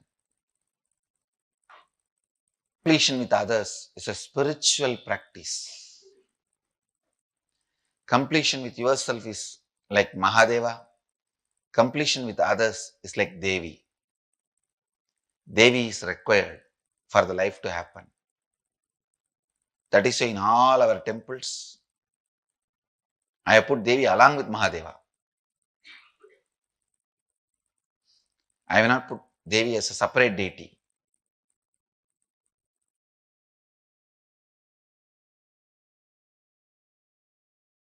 Listen. Completing with others. Others means not just only your father, mother, husband, wife, brother, sister. The human beings around you. We will start the completion with everything with which you are living. Your wealth, your health, your bag, your seed, your pets, your car, your house.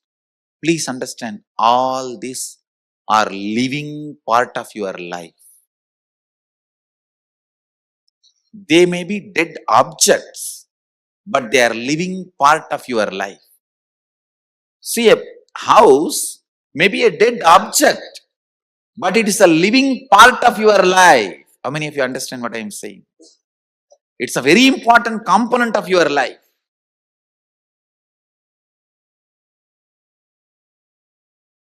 First, we will start completion with all the human beings with whom we are living.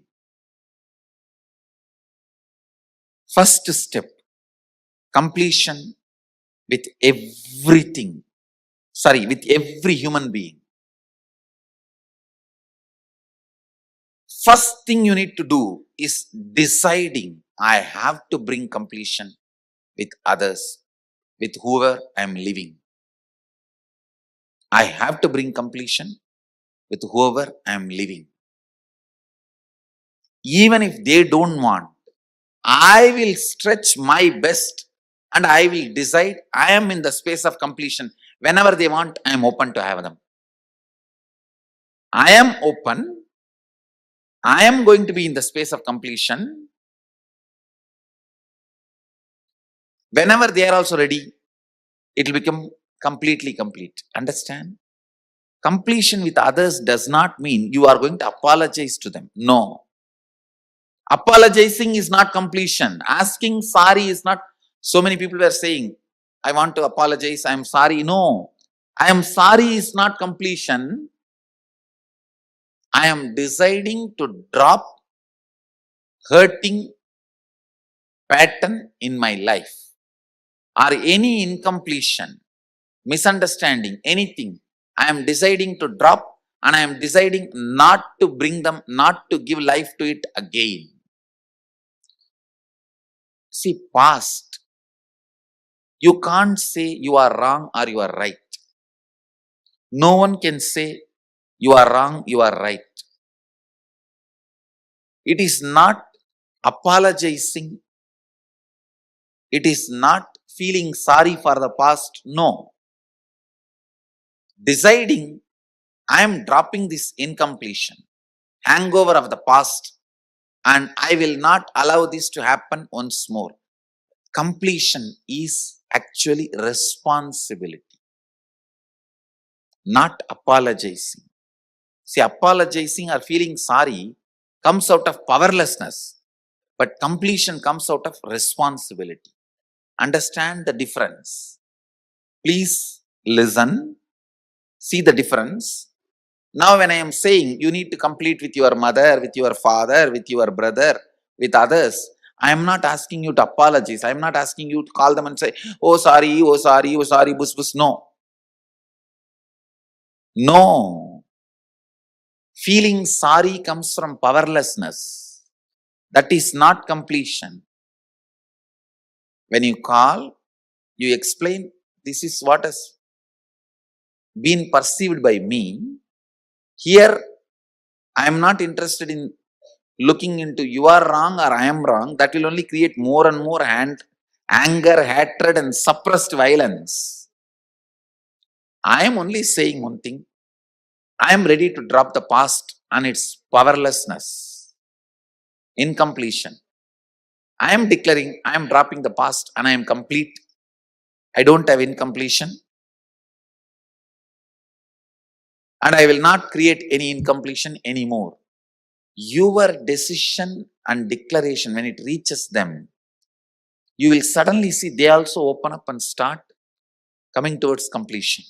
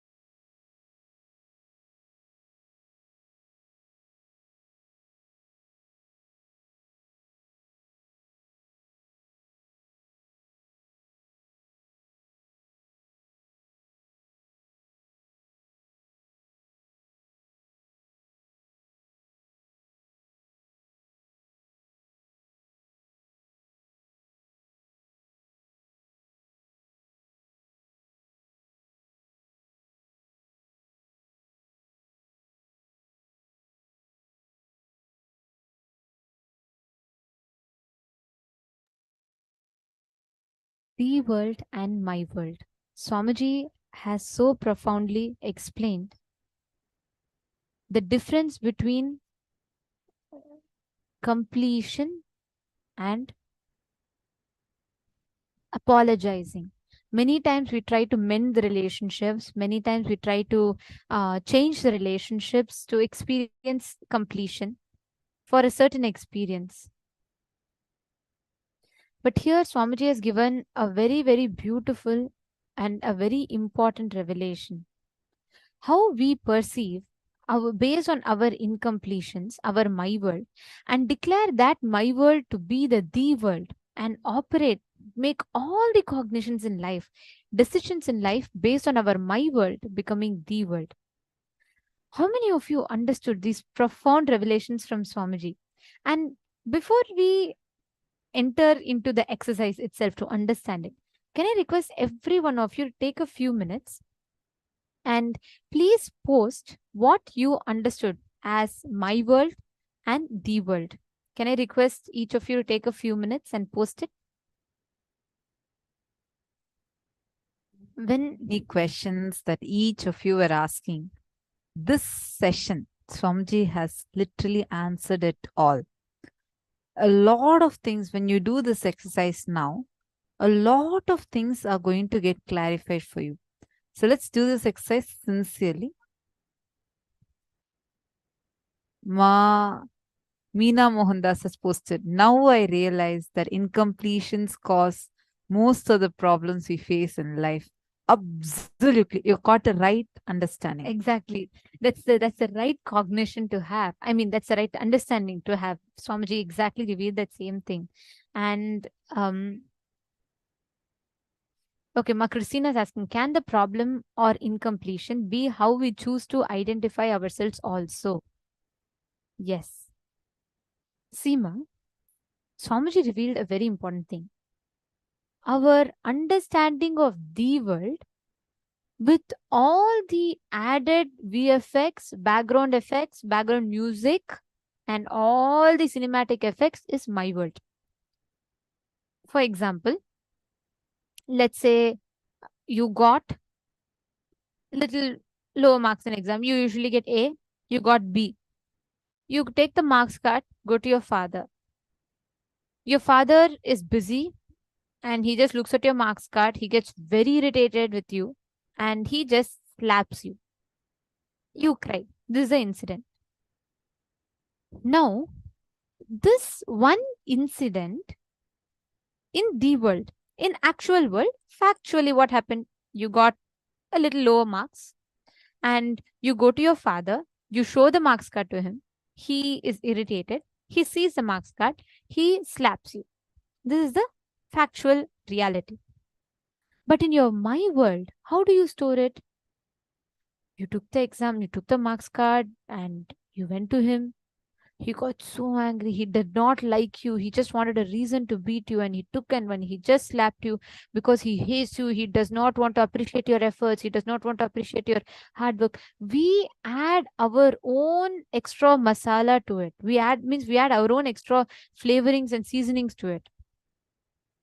Your cognition, the way you receive, process, and interpret and respond to any information entering your system through the 5 senses with added incompletions is your my world. The world is the reality as it happened. You did something right, wrong, good, bad. Actually, this meme will summarize it properly. What Swamiji explains is my world and the world. If you see here, one person argues saying it is 6, one person saying it is 9.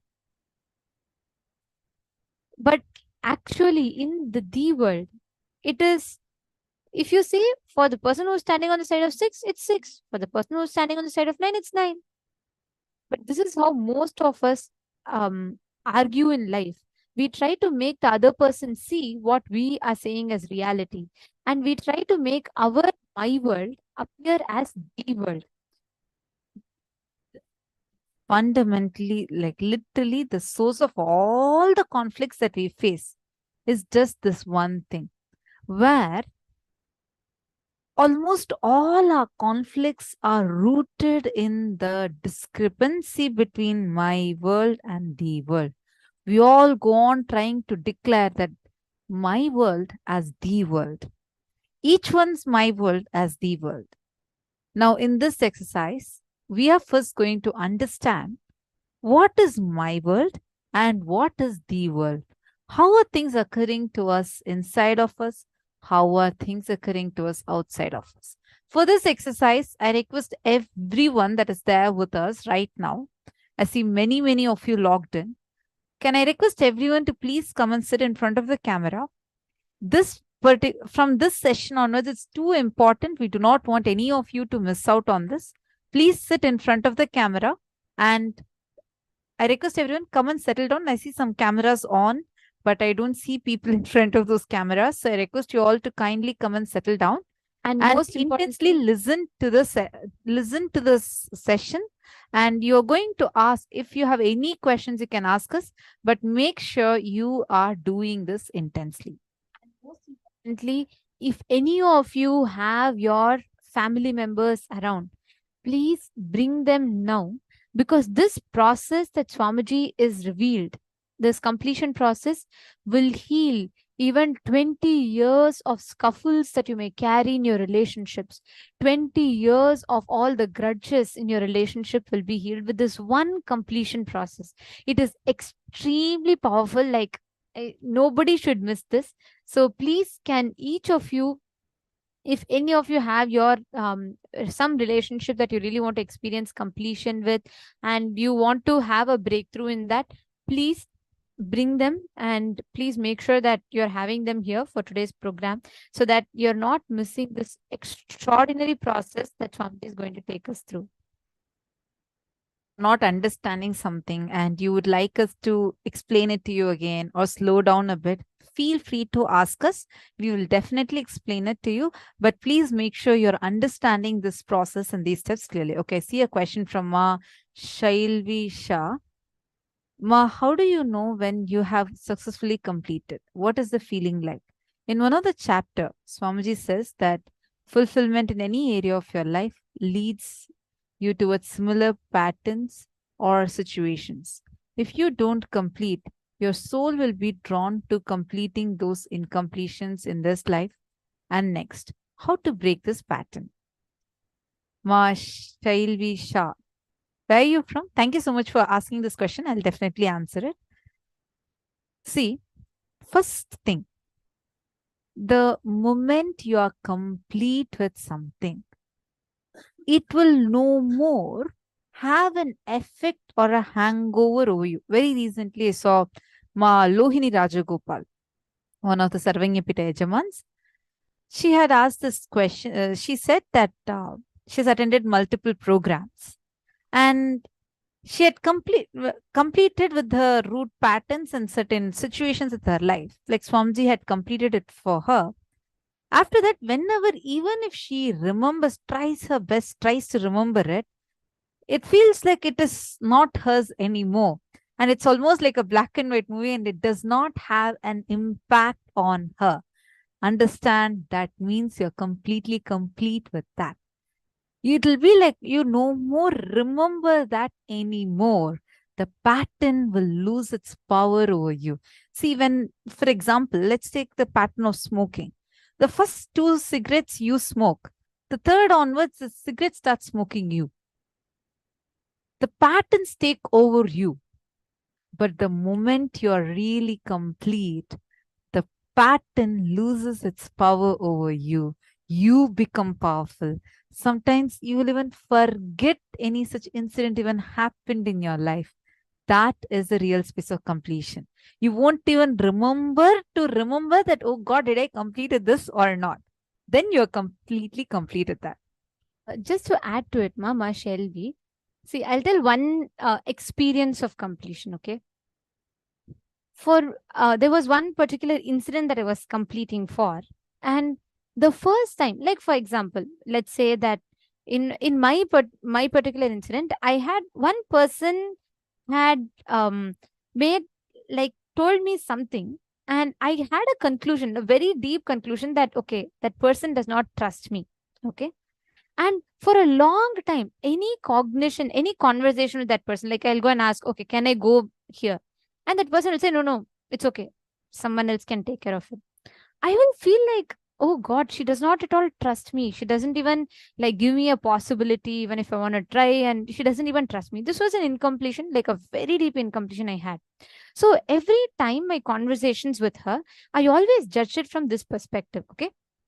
And I had spoken to one of the other senior sannyasis here, and very beautifully she helped me write it down and complete it. Okay.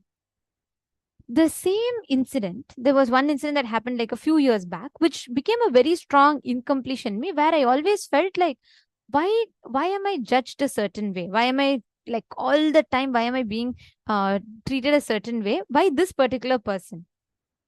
And after I wrote down this completion, the first time I wrote down, I still remember there was that impact. Like I felt so bad. And every time I remember that one incident, I'll feel like I'm not trusted. And that pain used to be there. After I completed, I realized, see, first thing you'll realize is that the delusion that you carry, the incompletion that you carry will be completely healed. Sometimes you may be wrong. Sometimes you may not even be wrong. But both ways, there's a certain suffering or pain you carry inside of you. That pain will be healed. Secondly, the same incident, when you revisit back after your completion, you will not have the same impact. Like, for example, let's say someone fought with you. The first time, whenever you remember, you carry a certain pain, right? Like whenever I used to remember that conversation with that person that happened, which made me come to the conclusion she does not trust me, used to cause me pain every time I remembered it. Like I used to feel bad every time I remember it. There's a certain emotion attached to that incident. But the same thing, after you complete, you will not be able to have any emotion. You will not have any attachment towards that incident. Means you will not have any impact of that incident in you. Like, for example, when you watch a movie, right? And you see the, let's say the hero is fighting and he's getting hit and all that. You watch it as a movie. You see it. Like if you watch this thing on some war, okay, some war scene that is happening, you are not going to feel the pain and suffering. You watch it. You just, the scenes pass in front of you. You laugh when it is there and you just go on, move on. It is not personally impacting. You don't have a personal connection to it. Same way, when these incidents are relayed in your inner space, you will not have that suffering attached to it. Are you understanding? That is a measure of completion.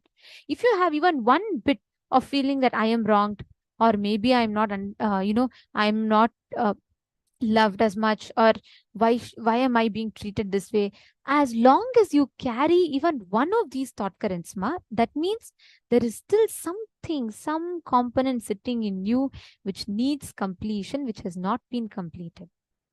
The moment you complete that, you will be completely out of it. That's the way you can measure. Are all of us ready to bring the space of completion with all our relationships, completion with others? How many of you are ready for it? Understand, the step for completion with others is from this moment, let me. So for that, please give us a few minutes.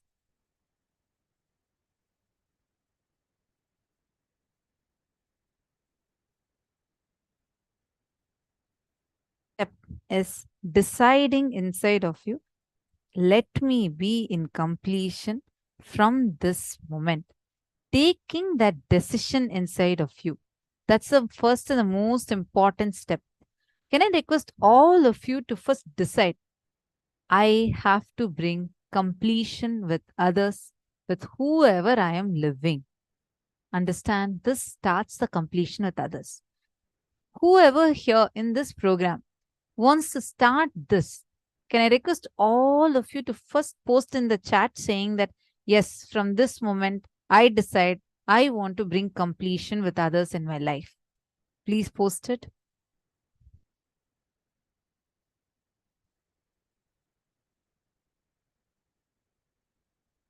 I request all of you to post it.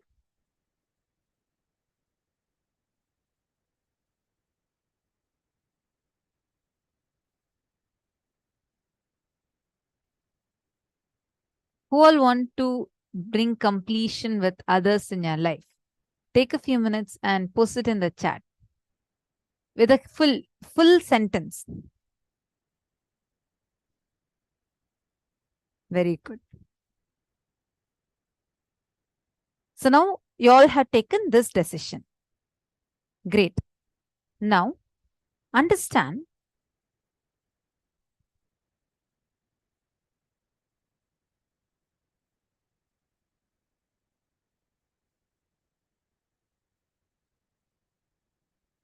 there are two things that are happening constantly in our life. The world, meaning the happening, actual happening, which is just a set of facts.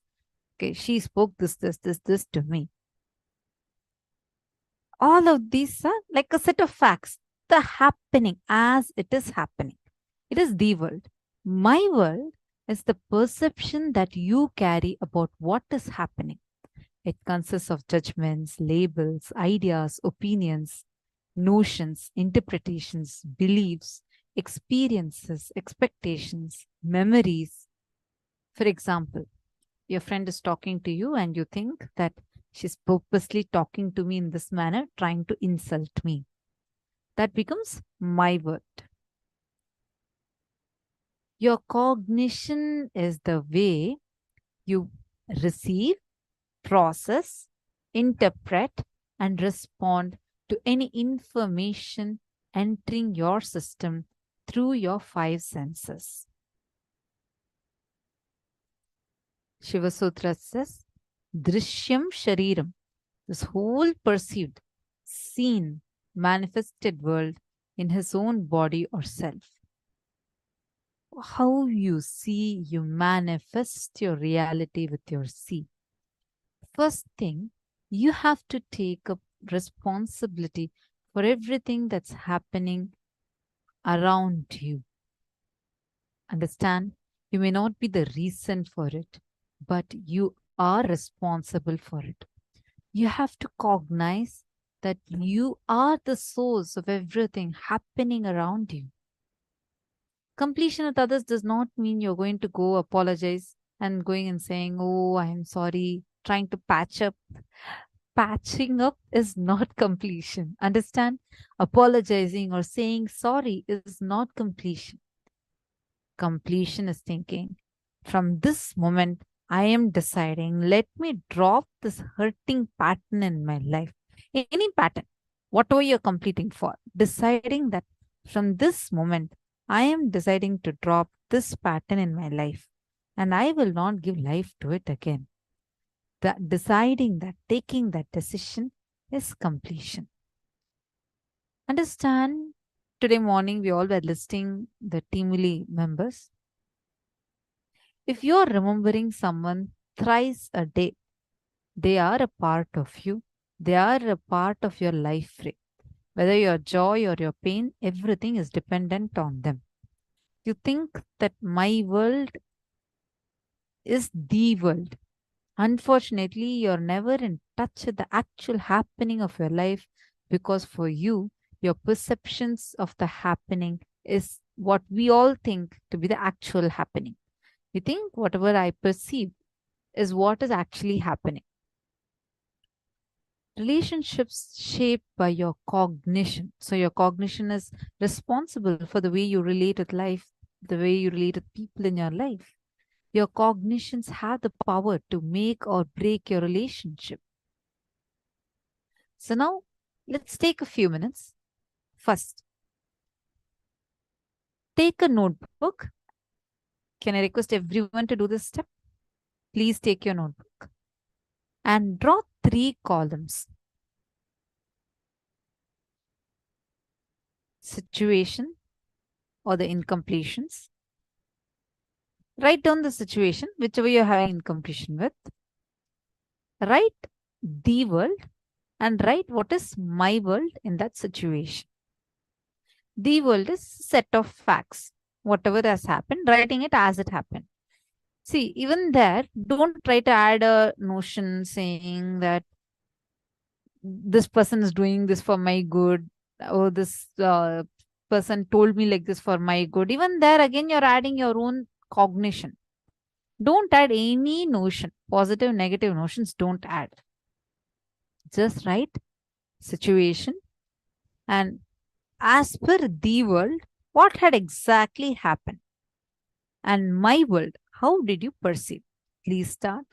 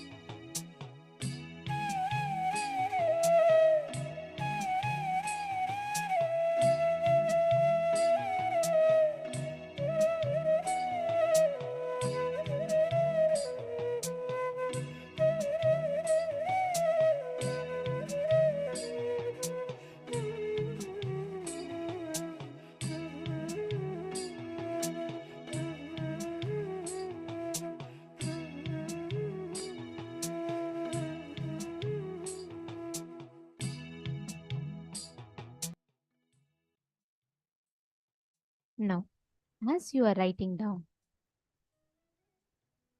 I hope every one of you have written down the situation, the my world and the world incident. The same incident, the same situation, how it actually happened, factually happened, and how you perceived it.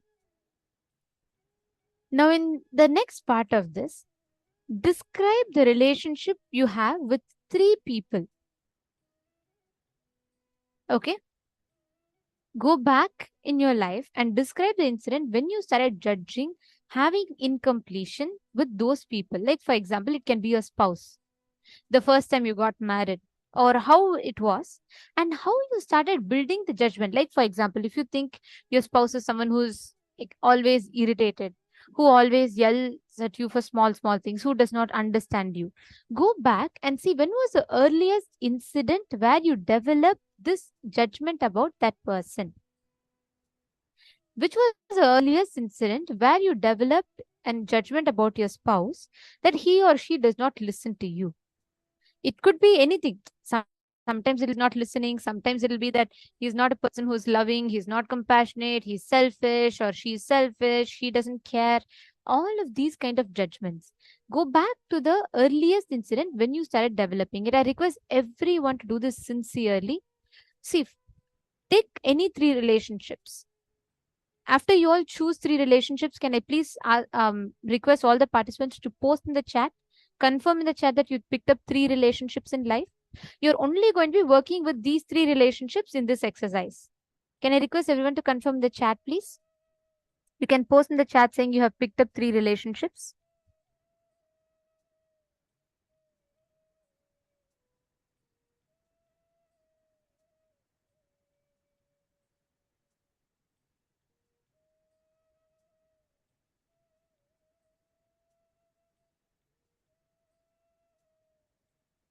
Just 3.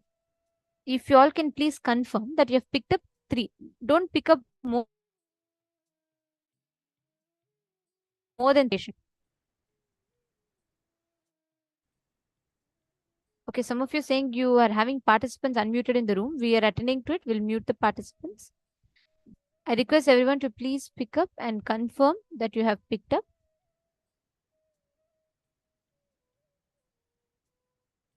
Okay. Now, those 3 relationships that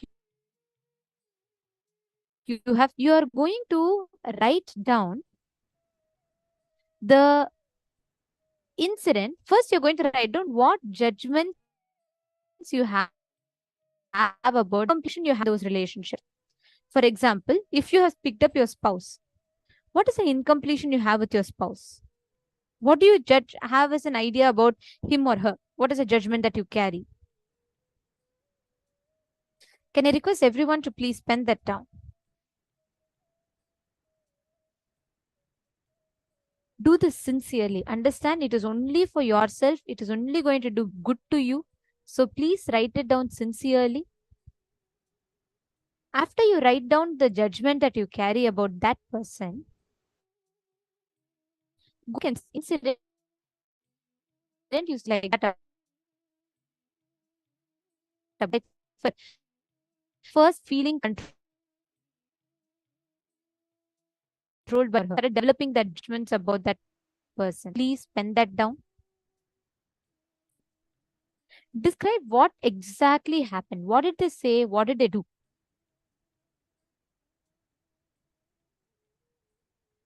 Please pen this down sincerely.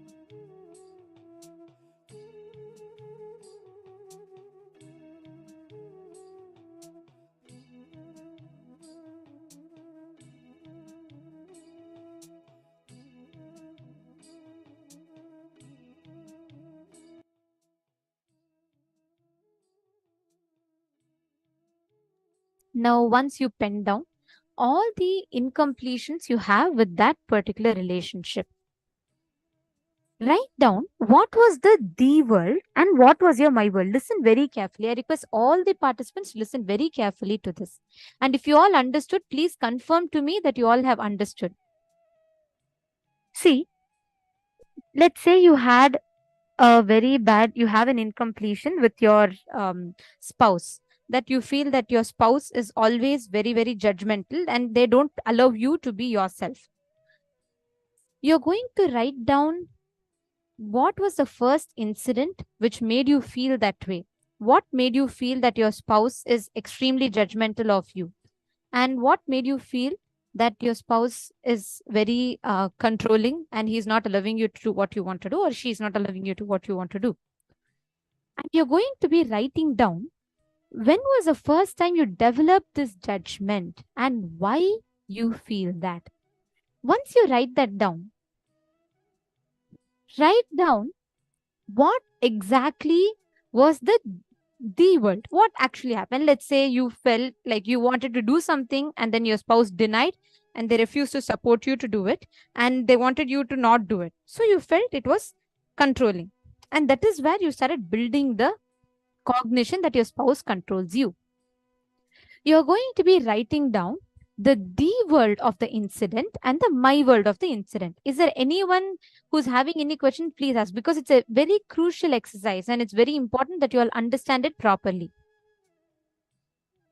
So have all of you understood this step? If you all have understood, I request you all to confirm to me in the chat, please. And can I request everyone to be on the camera and do this exercise? Okay. Now please pen down then. Thank you for confirming that you all understood. So if this is clear, then please write it down.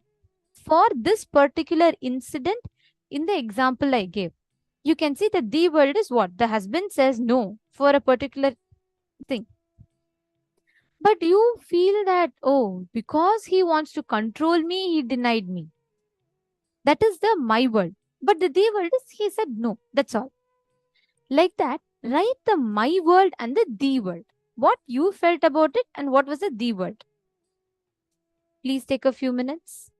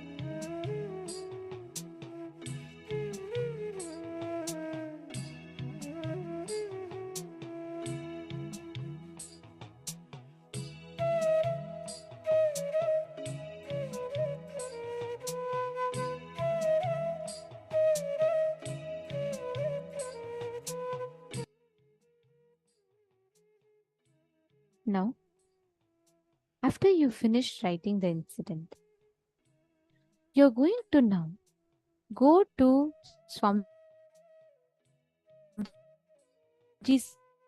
talking. Listen very carefully. You're going to be verbally talking to Swamiji's Atmamurti and expressing what you feel. You're going to be telling Swamiji, go to Swamiji, talk to the Atmamurti and tell Swamiji's Atmamurti, Swamiji, I feel this is what I feel, and this incident, it happened like this. I feel my husband controls me. I feel my wife controls me. I feel that they're very bossy, they're very dominating. Whatever you feel as an incompletion, you're just going to go and talk to the Atmamurti. See, don't just read it out. Talk to the Atmamurti.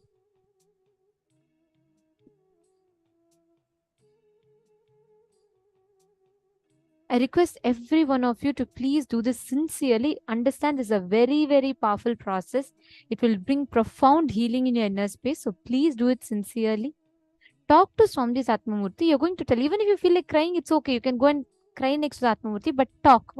You're going to be talking the exact incomplete. See, what happens is, by the time you talk the incompletion out to the Atmamurti, your whole pain, anger, everything will start reducing. It'll start getting healed. Then when you call and talk to the person, the impact will not be, you will not have the incompletion or anger. You will have a healed inner space to complete with them.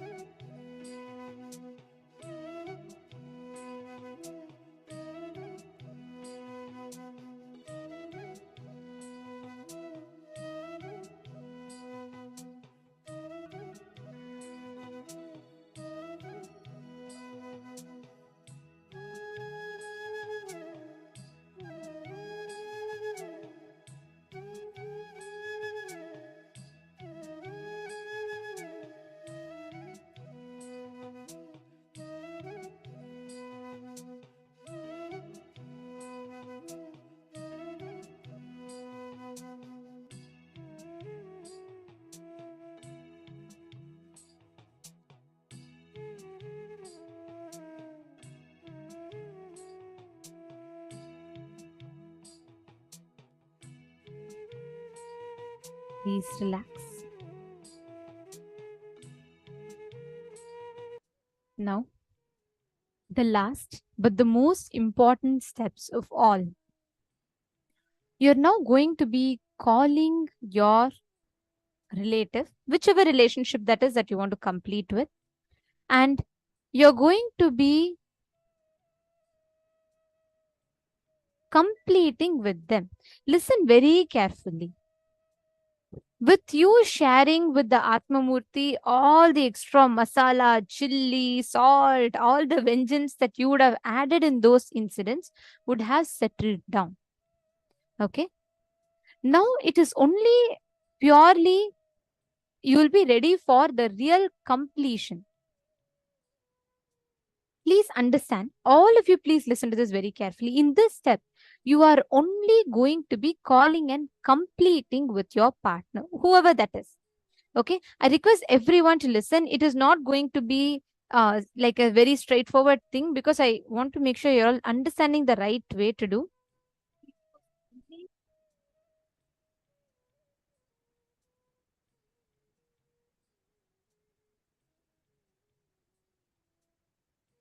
All of you to listen intensely. If you have any questions, any doubts, please make sure you ask. No audio. Sorry, just a moment. Nithyanandam. Okay. It's fine now. Okay. Thank you, Mom. See, this particular step is too important. You're going to be calling and completing with them, because unless you understand it clearly, you won't be able to do it properly. So we request all of you, make sure that you are understanding clearly. See, first thing, cognize clearly, you are responsible for it. You're not going to pick up your phone and say to your spouse that, hey, you know what, that day when we had that argument, you were wrong. Or you don't need to say, I'm so sorry, I was wrong and I complete with you. No, neither the first one nor the second one is right.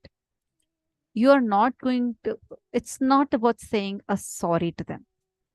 Past is past. You are judging your past based on your upgraded, updated current intelligence.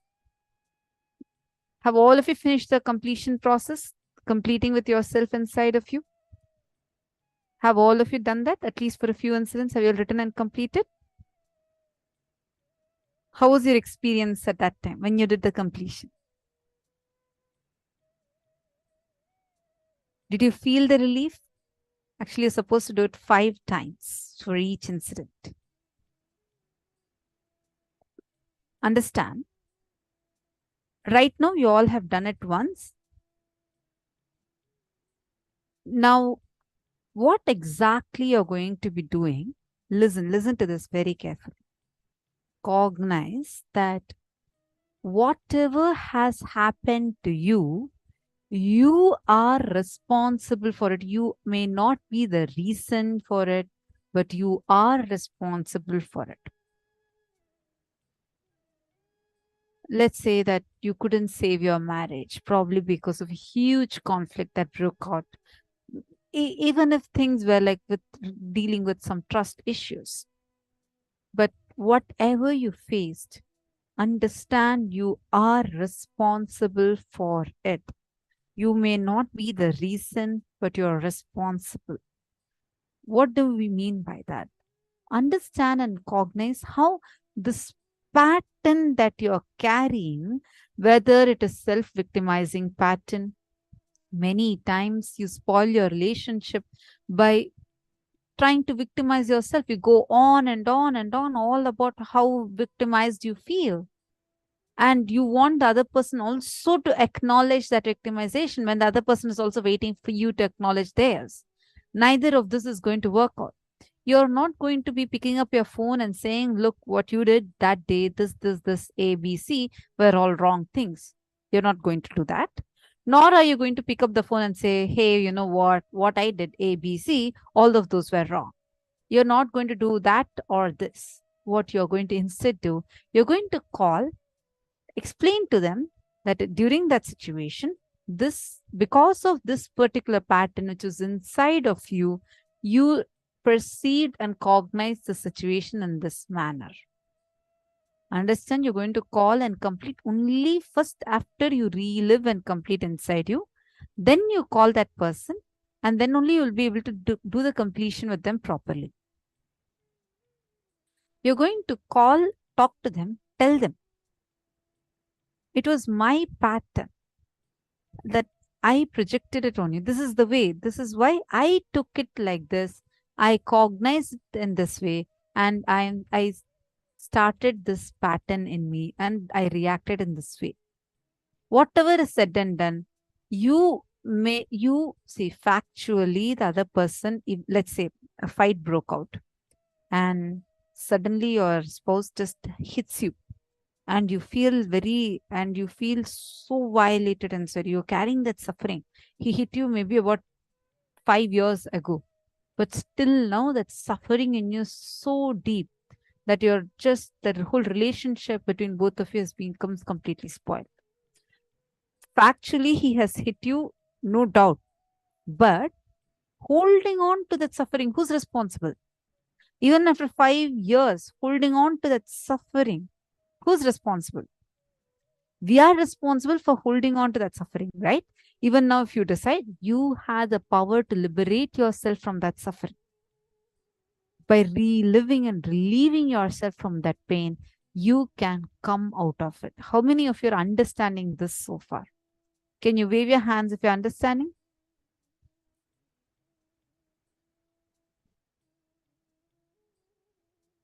Wonderful.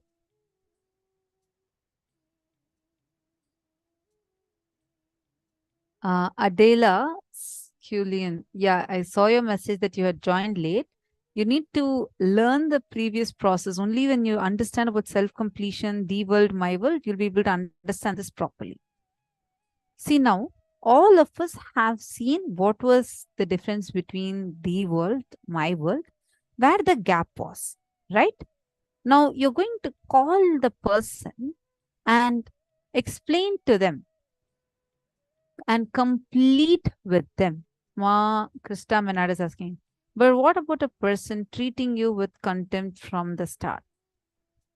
I agree. There are some relationships, unfortunately, it lands up like that. But even in those relationships, it is continuing to happen because you are allowing that. If you decide you are powerful enough, where just by your decision to be powerful, not to let that suffering to touch you, the other person will not have that power over you. Understand, only Swamiji says so beautifully, make your enemy powerless by making your enmity powerless. Understand? As long as you cherish enmity towards someone, only your enemy has power over you. When you just lose that enmity inside of you, your enemy becomes powerless. Same formula works even in relationships.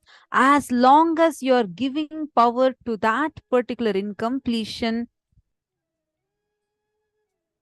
only when you go on having that incompletion, cherishing that incompletion, it will keep on coming. The other person will keep having that power to violate you. Because you say, yes, I will get violated. So that person goes on and on violating you. When the moment you decide to stop suffering, no more anyone else will have power over you. Are you understanding, Ma? Okay, Ma Vani Goyal is asking a question. If we were the ones who caused troubles and now we feel guilty about the way we behaved and aren't sure if the other person is still incomplete with us or not. Sorry. Is that an incompletion with yourself or incompletion with others? Ma Vani Goyal, Swamiji says, guilt is the original sin. It is like a stone sitting inside of you and it makes your life frozen. It just freezes your life. Understand this carefully. Whenever you are having guilt inside of you, you are not letting life to flow. You are not letting life to flow in you. Having guilt is actually a way society controls us. In childhood, your parents, then your teachers, and then the whole society starts in putting guilt in you to control you. So in some time, in a few years, you start putting that guilt on yourself. Guilt never lets you not repeat a mistake again. Understand this. We always think, okay, if I'm guilty about something, I will never repeat it. No. If you are guilty about something, you go on and on and on remembering it and go on cherishing it. So it becomes a part of your inner space even more strongly, and it only makes you repeat it. If you want to truly complete out of something, the first and foremost thing you need to do is draw that guilt. Why are you guilty? Because you are reviewing a past incident with your upgraded present intelligence. Everybody matures in life. You cannot judge yourself based on your current upgraded understanding and say that that was wrong for you. That may or may not have caused a wrong implication. It may have even broken your relationship. I'm not denying that. But inside of you, right now, if you think based on your current upgraded thinking, if you are trying to judge that, you are only putting yourself down. You're not helping yourself in that. If something you think that would have caused hurt in someone, it's okay whether if that person is still incomplete or not, as long as that incident disturbs you inside of you. First, do self-completion with it. Second, call the other person, complete with them for it. You're not going to say, hey, you know what, like probably, let's say you hurt your parents and you're so incomplete about the way you have behaved with your parents, and you're having a lot of guilt and like heaviness to talk to them about it. By you holding that guilt, it is not that you're not going to repeat that mistake again, because as long as you hold that guilt, that guilt will trigger the same visualization which in a matter of days will repeat again in you as an action. Instead, drop that guilt, complete with yourself, relive that incident completely, at least 5 times. Then call the other person, explain to them about from what pattern you had operated and how right now you're deciding that you want to be in the space of completion. You're completing sincerely for the hurt that you have caused to the other person, and completing for the pattern that made you do that action. And commit to them that you will no more cherish that pattern. Definitely, even if the other person does not remember it, when you do the completion, it only strengthens your relationship further. It does not bring your relationship down. It adds more value to your relationship. Important point. Swamiji had told this in the satsang as well, right? Don't apologize. It is not sorry. You're not going to be asking sorry. Asking sorry, feeling guilty is not completion. Completion is you really dropping that understanding you are responsible for the situation and taking responsibility. Even if someone did wrong and you're completing with that person, you cannot say, oh, you did all this wrong, but I should have not been incomplete. I'm completing. No.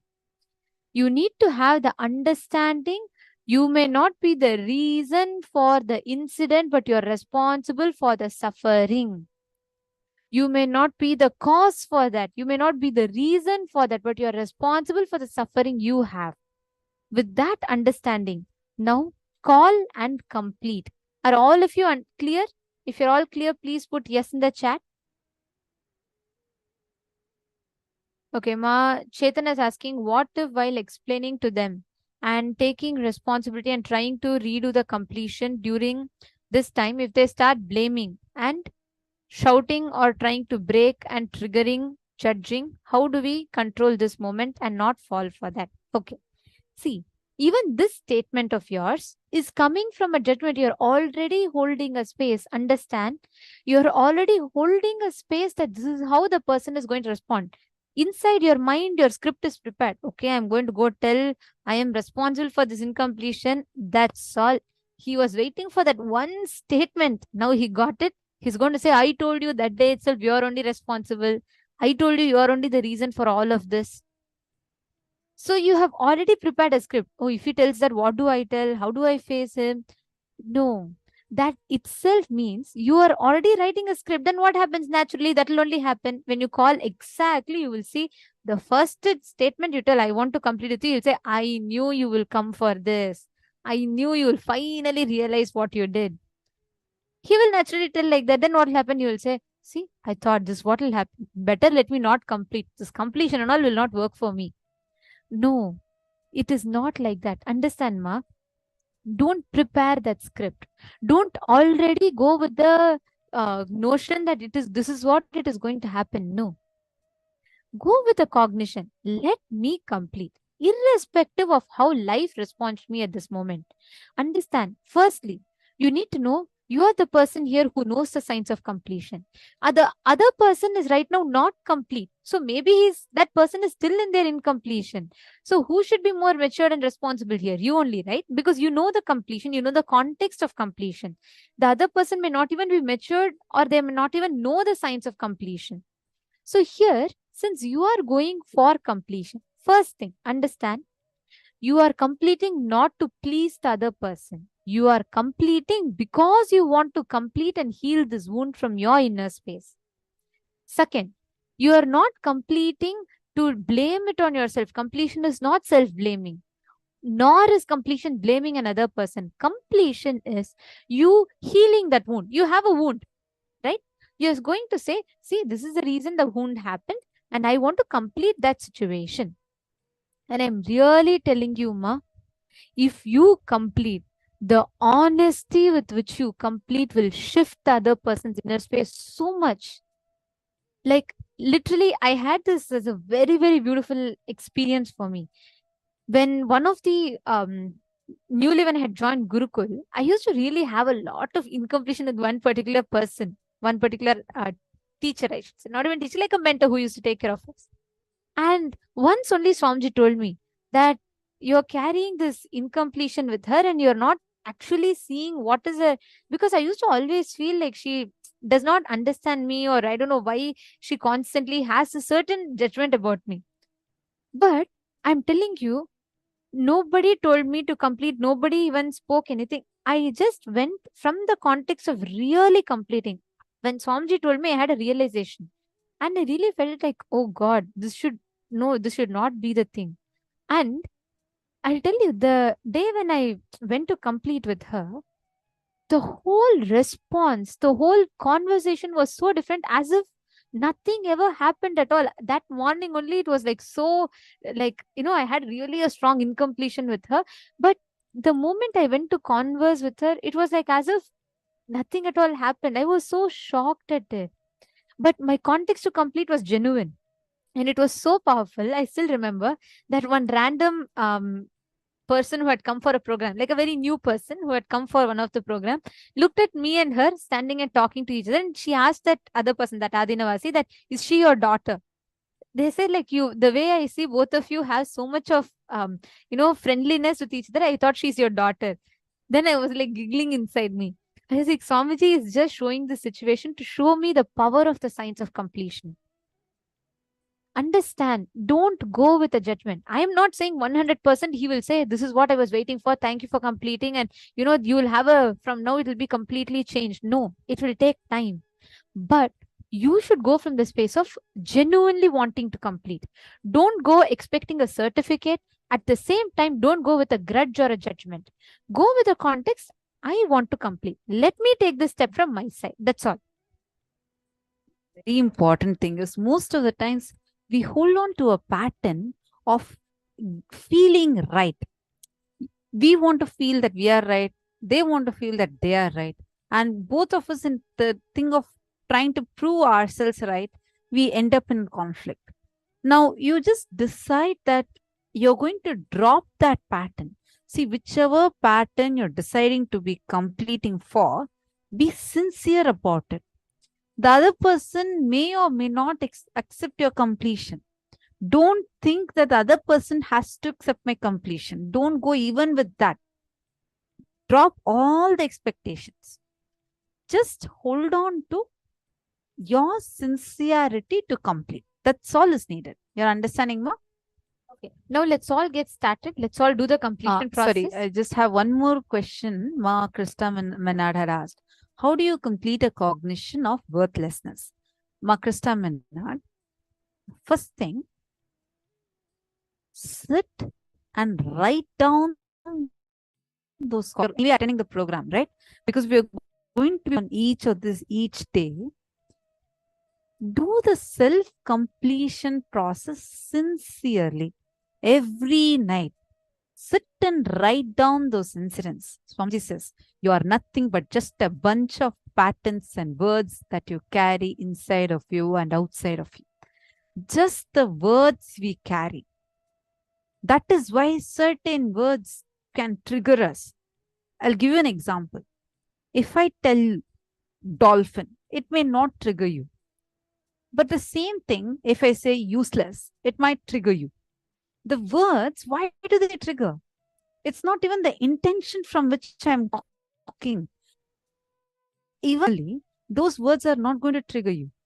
But even if normally, if I say the word, let's say, I'm just giving you an example. Maybe this word may not trigger you, but to give an example, when I say useless or not worthy for anything, the moment you hear these words, why do you think they trigger you?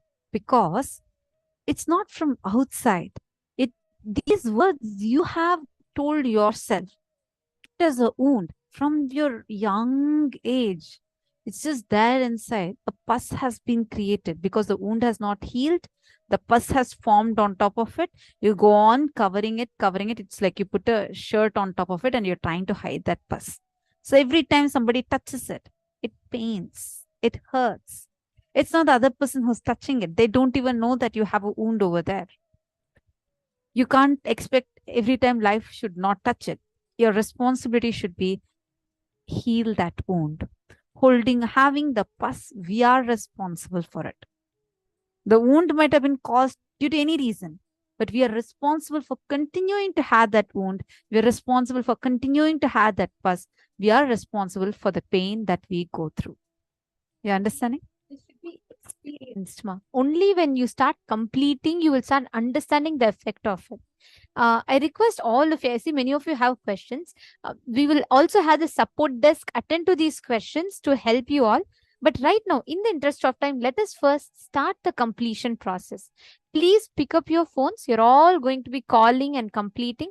You can always introduce to them, telling, you're from attending this program, and you can explain to them, tell them very clearly that they are not responsible for the incompletions and you are only completing to heal that inner space. Just start with that simple introduction. Then the purpose of completion is not just to heal relationships. Your whole energy and consciousness will be different. So come on, let us all start. Please pick up your phones. I request everyone to do this. Do not miss this process. It will give you tremendous healing in your inner space.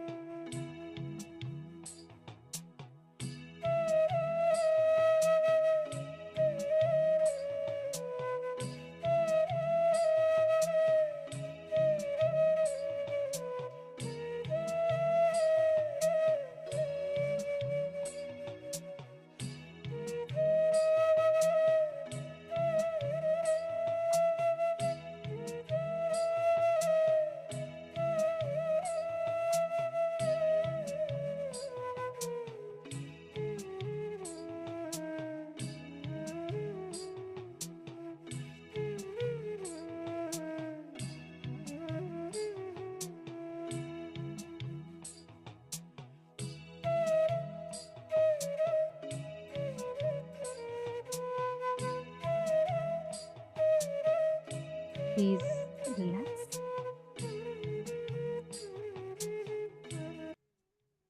I request all the participants to please share how many of you have made the calls and how has it been so far?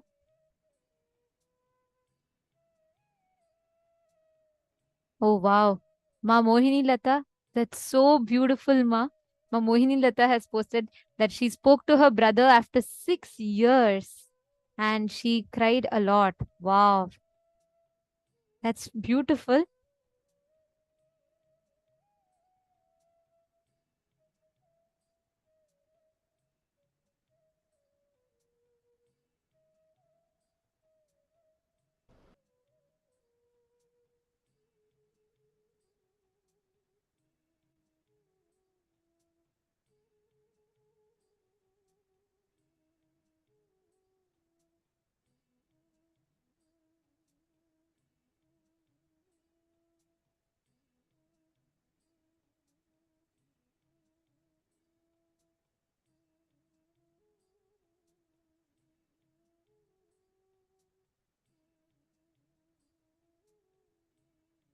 I request, and how many of you are still making your calls? If you all could post in the chat, how many of you are still making your calls? And you will still need more time. If you're all done, you can put done. If you still need more time, you can put. Based on that, we can move forward.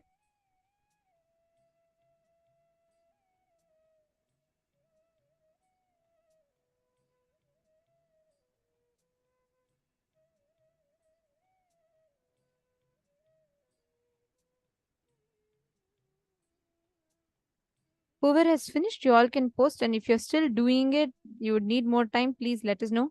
Ma Chetana, did you call?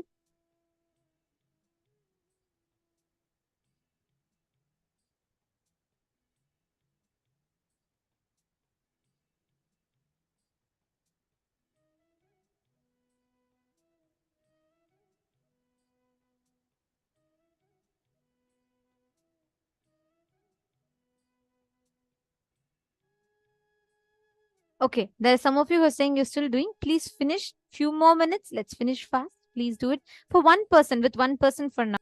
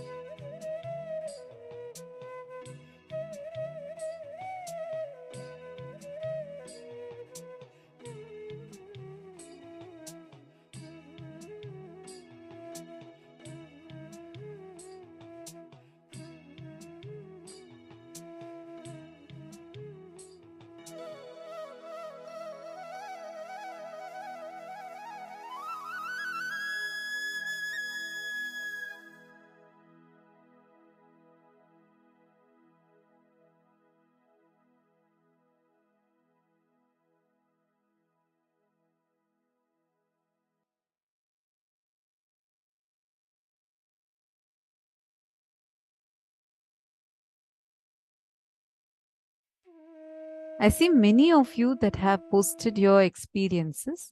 And Ma Sarika Chuni, just wanted to address yours. I saw your message. You said they just laughed at me. Ma Sarika Chuni, can you please wave your hands, Ma?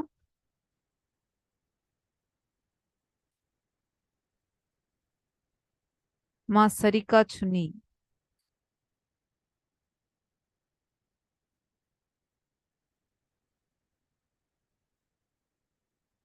Sir, I'm not seeing you on camera. Ma Sarika Chuni. Oh, okay. Okay. See, first and foremost thing that you need to understand, you decide that you want to be in completion. You have decided that you want to get completion, right? Make sure that the other person's words, words or their reactions are not touching you. They do not know the signs of completion. Here you are way more mature than them. Don't allow their laughter to touch you, put you into powerlessness. You go from the context of making sure that that you are completing. Whether they accept the completion or not is not your responsibility. From your side, you establishing yourself in completion. And definitely when you do that, the other person will also start experiencing completion, even if it takes time. Okay? So don't worry. Ma Chetana, okay, understood, Ma.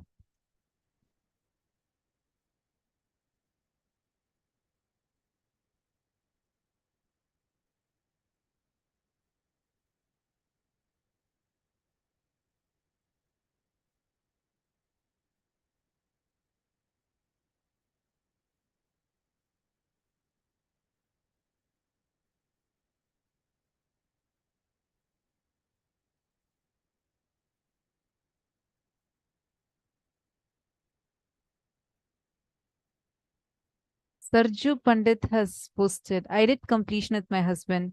He's here with me, so I talked with him directly. Not only my incompletions with him melted, my incompletion with everyone around me melted too. I cried a lot while doing completion. All of a sudden, I started seeing each and every relationship as a possibility, as an extension of my life, and my grudge towards them melted, and I'm feeling tremendous love towards everyone. Wow. Wonderful, wonderful, Ma Sarju Pandit. I actually recommend that you do a video on this. Really, really nice. It's very nice to see each one the way you all had done the completion process and how you are experiencing.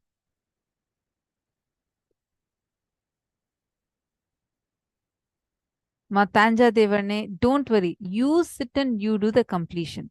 Don't bother about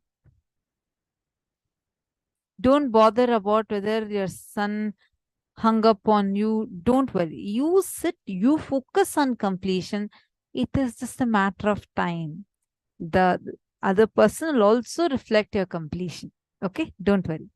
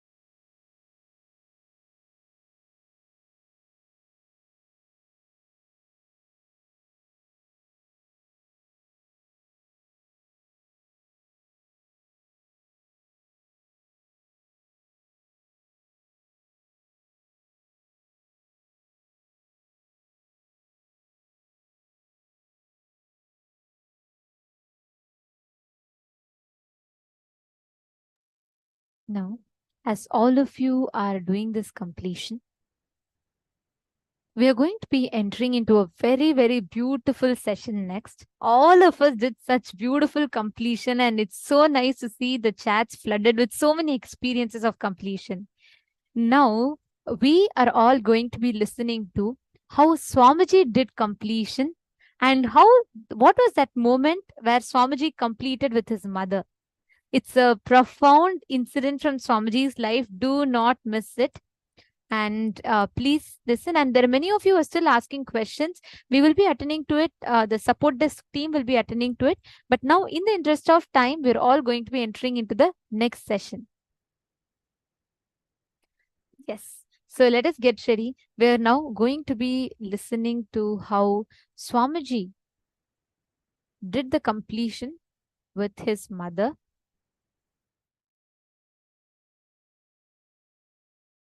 All great things can start only with mother. Only with mother. See, all our identity, whether you are in a deep sleep or waking state or Turiya or Turiyatita, we are all from mother and we go back to mother. It's only if the mother becomes active you can get enlightened. Understand? Sadashiva is a state. Only mother holds the key. Sadashiva is a state, but only Devi, Adi Shakti, holds the key in her hip. Key is in the hip of the Adi Shakti. Only if she opens the door, you can experience Sadashiva. Sadashiva is only a space. It's only Adi Shakti who decides who will experience that space. Understand? Any incompletion you have with cosmic mother only. Because she is the source. If you are incomplete about the person who is sitting next to you, it is not about the person next to you. It's about the source of that person and you. Both. Mother. Cosmic mother.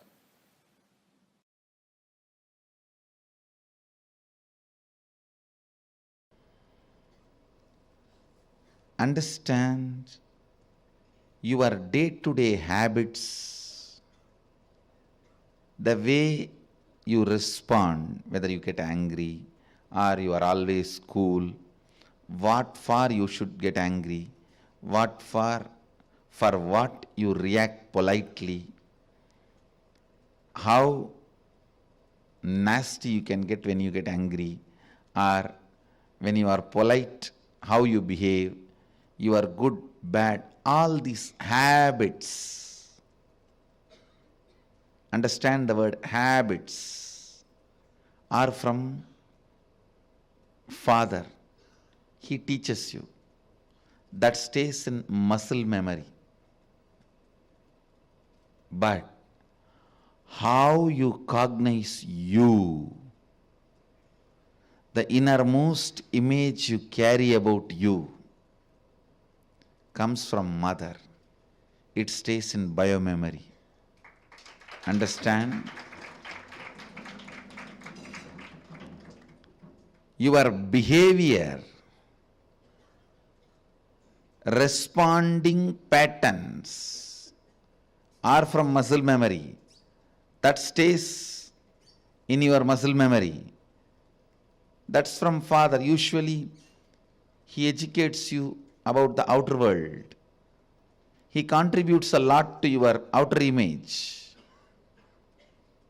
He contributes a lot to how you behave with the world, how you relate with the world, what you should and you should not, vidhi and nisheda, do's and don'ts. Vidhi and nisheda, do's and don'ts. That comes from your father. That is why if you had a father who is unstable, your relationship with the outer world will be very unstable. That comes from your muscle memory. But the way you cognize you, your inner image, comes from your biomemory. That stays in your biomemory. completion with mother only can heal and complete your biomemory. Mother worship is the direct method. Understand? Mother worship is the direct method. That's the word I'll use. Most direct method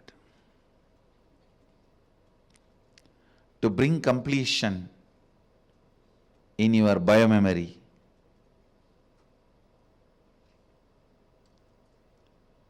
The attitude, the bhava,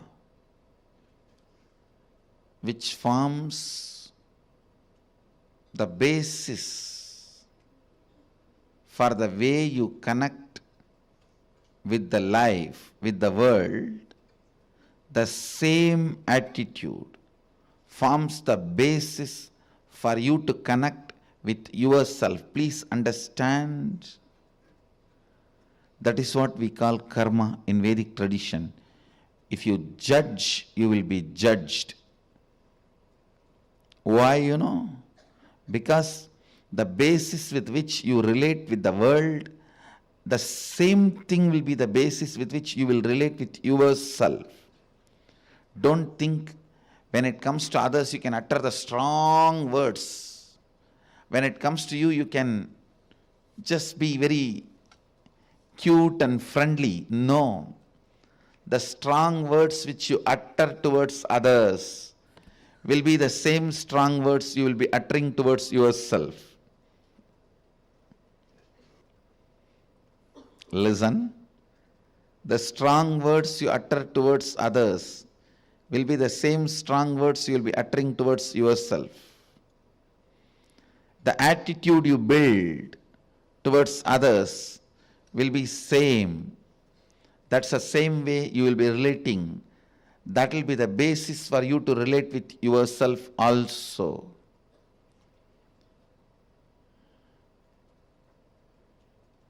That is why I insist, bring motherliness in all your relationship with others. You will bring so much of motherliness in your relationship with yourself. You will be able to heal you. You will be able to feel you. You will be able to be complete within yourself.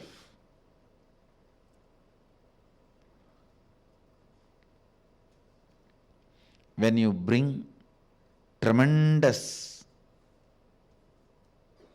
healing energy of mother in your day-to-day attitude with everything, suddenly you will see you will become so cool with yourself. I tell you, the best thing can happen to a human being is ability to be cool with yourself. Because you can't be cool with yourself, so much of frustration with yourself, you go on abusing left and right. Anybody comes in front of your eyes. You say, this fellow has cheated me, that fellow has cheated me, that fellow has cheated me, that fellow has exploited me, he has swindled me, he robbed me. Understand? Your inability to be with yourself, your inability to be cool with yourself,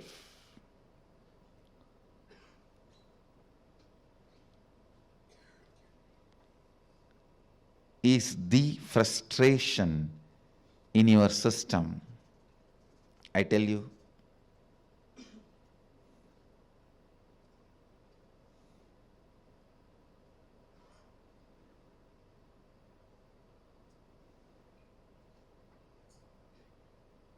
understand? I really want to tell you, bring mother worship as part of your cognition. You will be so cool with yourself. You will be so complete with yourself. You will be so settled with yourself.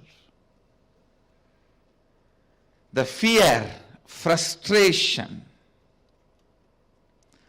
Because of frustration inside, how you possess objects or things or persons. Understand? When you are frustrated, suddenly you will have so much of possessiveness to the property you have, or the car you have, or the bank balance you have, or the persons in your life. You will just suffocate the objects and persons who are part of your life. I tell you. Let the car be in garage, not in you. Let things be in their place. Your inner space should have place only for completion and joy. The bliss.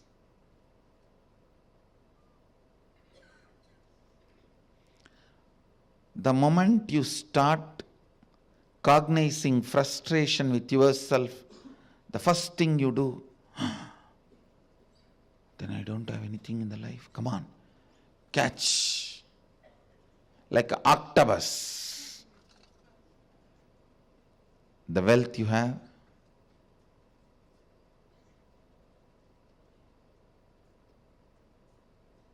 persons who are in your life,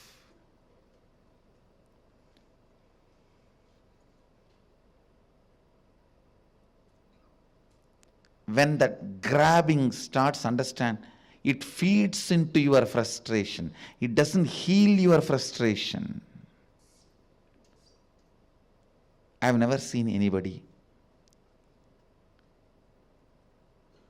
healing their frustration by grabbing and possessing. No.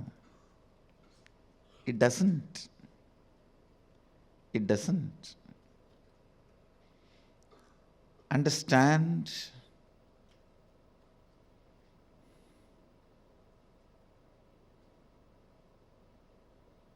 The mother energy, completion with mother and connecting with life as mother, bringing motherliness in your every relationship, not only connecting with the source of life as mother, for whoever you are source of life, letting them connect with you as mother. That's what I said. Be a child to your source and be a mother to all the people to whom you are a source.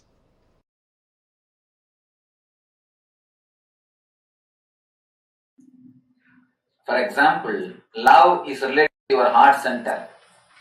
You may ask how. Around the world, in all the culture, in all the language, love and heart are used as synonymous. Love and heart are used as synonymous. Not only in English language, in every language. Any of you who knows some language in which the love and heart is not synonymous? Can tell me. Because more than 50-60 language I referred. In every language it is synonymous. Love and heart, two words are used as synonymous. It is not that God has created all languages in one day, CD translation packages, and dropped in one country. No. Every language is developed, different languages are developed by different person in different place, in different country, in different situation. Then why love and the heart, these two words are synonymous in all the language, in all tradition? There is some more deep connection between these two, love and heart. If you see some of your childhood friend, suddenly, surprisingly, you see him or her after 20 years with whom you have a loving memories. Suddenly you will feel something is happening in this region, something will be coming up. That is what is love. Many people come and tell me, Swamiji, the moment I see you, I start weeping. Many people weep, oh again. Some weep out of love, that is different.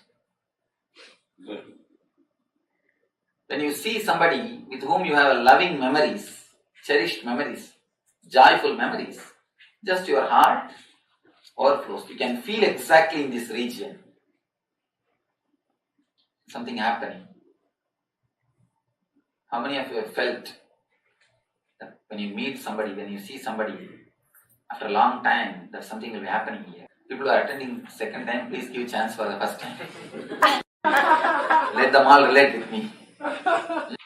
You can very clearly feel that something is happening in the Anartha region. Always tell, love is a peacemaker. If you have the peacemaker, you don't need pacemaker. When you don't have peacemaker, you need pacemaker.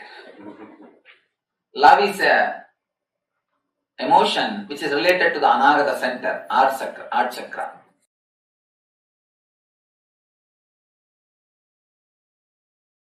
Any root pattern you carry can be destroyed just if you have a love for people. Decide to go on enriching everybody who is happening in your life. Decide life is for others. It may be your father, mother, brother, sister, a person in the street, unknown co-passenger in the train, whoever is in your breathing space, life is for others. As long as you are stuck with your small problems, you will see poverty is sitting on your head. As long as, I tell you, there are so many people, unfortunately, is not interested in looking to the truth. Vivekananda says very beautifully, when you think and understand life is for others, all the energies are showered on you. Wealth, knowledge, energy, everything.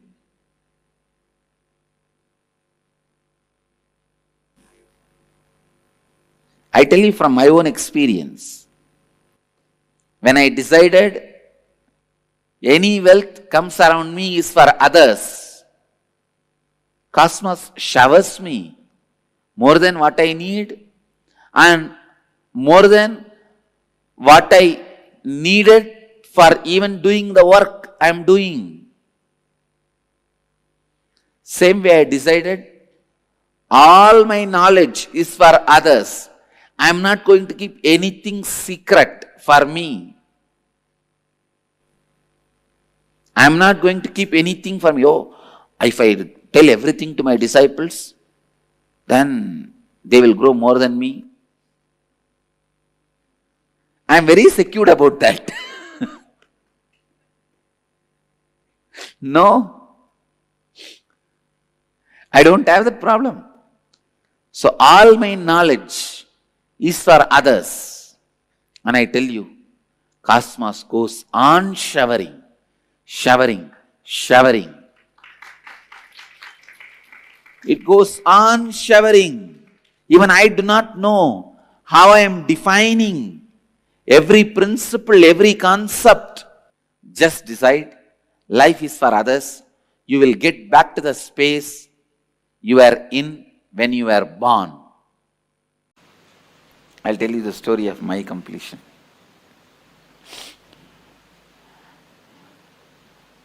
See, when I left the house, I think it was 17 and a half.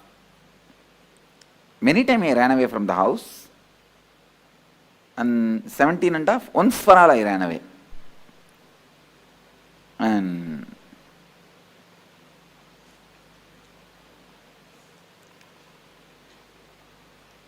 I think when I was 17, both my gurus, Raghupati Yogi, Yogi Yogananda Puri, his name, and Vibhudananda Puri, lady sannyasini, Kuppammal, her name, both of them have passed away. After they left the body, it was almost like impossible for me to live in that city. See, in the town, every stone is associated with their memories for me. The hill is the place where I spend my time. Temple is the place I spend my time. It's always with them. After their death, it was very difficult for me to live in that area, in that same town. So I decided that I'll leave the place. Now only we call it as town and all. In those days, it was a Pakka village. Pakka village. The whole village is only 5 streets. 5 streets are maximum, I can say 10. 5 to 10, not more than that. Now, of course, the whole thing is developed and expanded and all that is.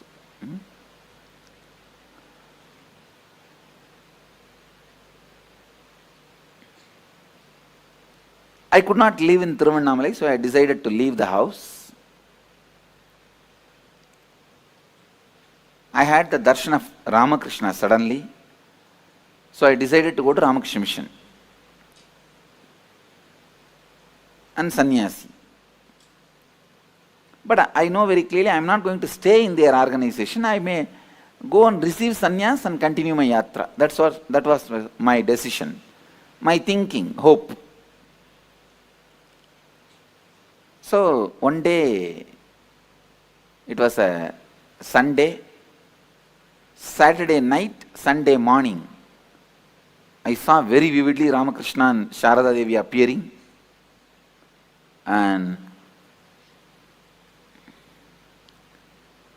they appeared, and I asked Ramakrishna, please initiate me. And he smiled and said, Sharada, showing Sharada Devi, she is the specialist in all this. And I told Sharada Devi, you initiate me. Then I saw very clearly she put her hand on my head and both of them entered into my body and disappeared. So I decided, it gave me a lot of courage and strength to take up sannyas, leave the house. I can say that this was the immediate reason. So I decided I am going to leave the house. And after the decision, I was in the temple thinking. After this dream, I went to temple and whole day I was sitting and thinking. Even next day I was sitting and thinking what to do. Wednesday, Monday, Tuesday, Wednesday, third day, evening I came to my mother. I sat on the door frame. She sat one step below. If any of you talk to my mother, you will understand. Sometimes people ask her, what's the difference you find Swamiji as your son and now? Even I asked her once. She says, I don't find any difference, Swamiji, because even in those days we treated you like this only. We treated you like this only. She will never sit equal to me. And one step below she was sitting. And I was very close with her. Very loving, and I never had any hatred. Very loving. Many times, when I get time, I will go and sit in kitchen with her. She will be cooking, I will be sitting and telling some stories. Had a very friendly relationship with her. And literally, till I left the house, I'll always be sleeping next to her.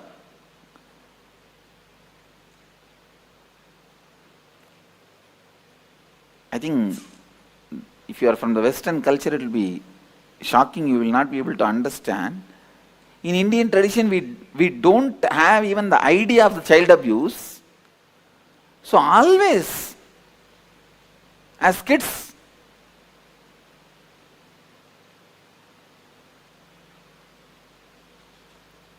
I think now when I listen to the stories, I understand that nowadays, even at the age of 10 or 6, 7, even much earlier, the kids are made to sleep separately.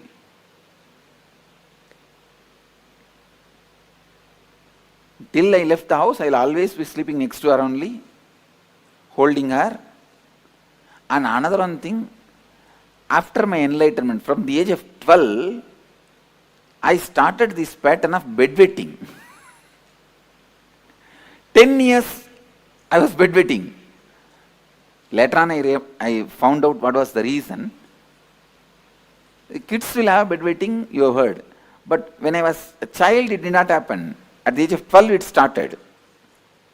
See, after the enlightenment, every night the consciousness falls into samadhi, so the message from bladder to brain does not go.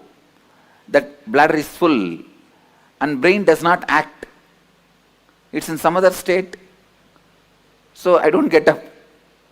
Every morning she has to get up and wash the sari and dry the bed in the first floor. It's a routine, but she won't complain even a single day.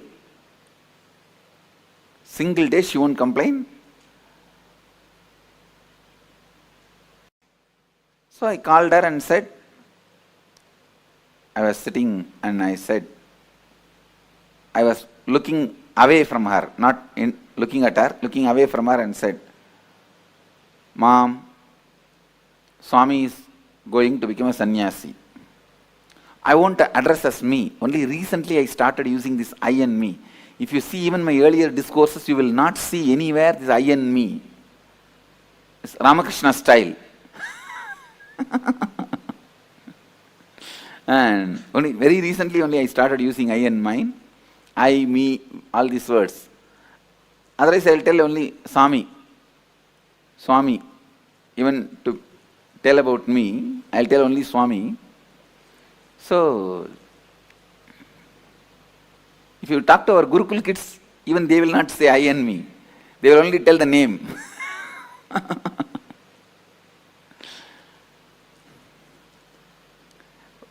Because I am talking to people, otherwise people get confused. If I go on telling the story, Swami, Swami, Swami told, Swami did, Swami this, then finally they ask which Swami.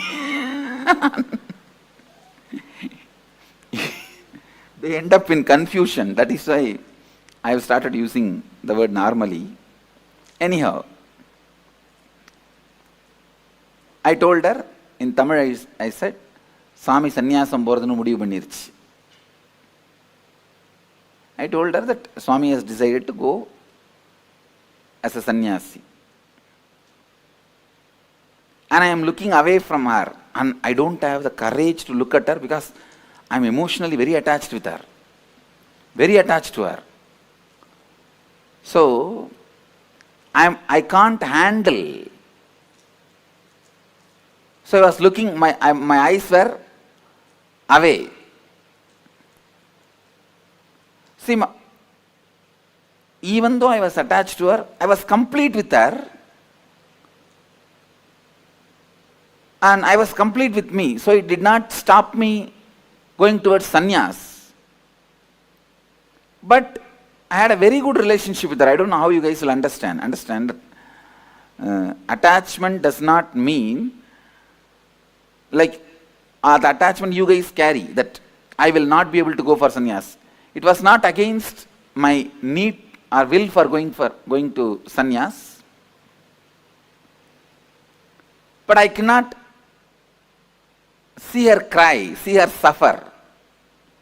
So I was keeping my eyes away, looking away from her. I did not get any response from her. No words. After a few minutes, as usual, what women will do?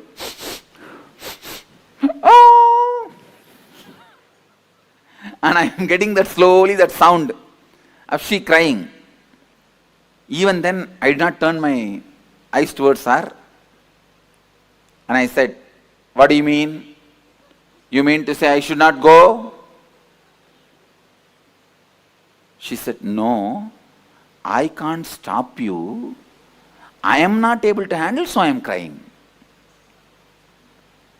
She said such beautifully, "I can't stop you."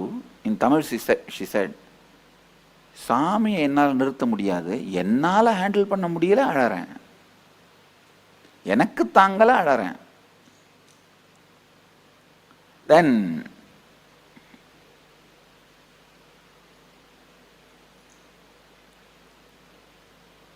she hugged me, and usually I am a very I will be so happy and comfortable with my mother. Even while I am sitting in the kitchen, I will be only putting my hands on her shoulder and talking. I was very comfortable. So I will never miss a chance to hug her. This hugging, I think, I learned from my mother only. Now I tell you really, if you are complete with your mother, all women in your life, the relationship will be so complete. If you are complete with father, all men in your life, the relationship will be complete. I was so complete with my mother,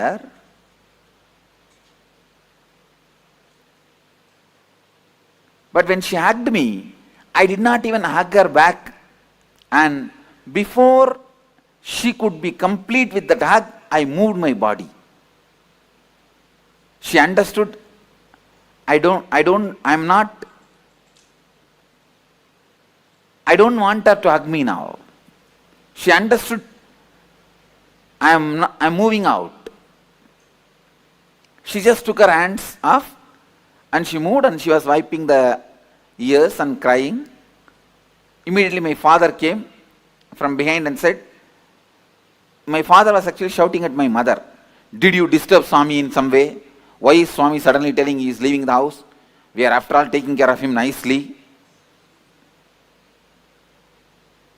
And he has no courage to talk to me directly.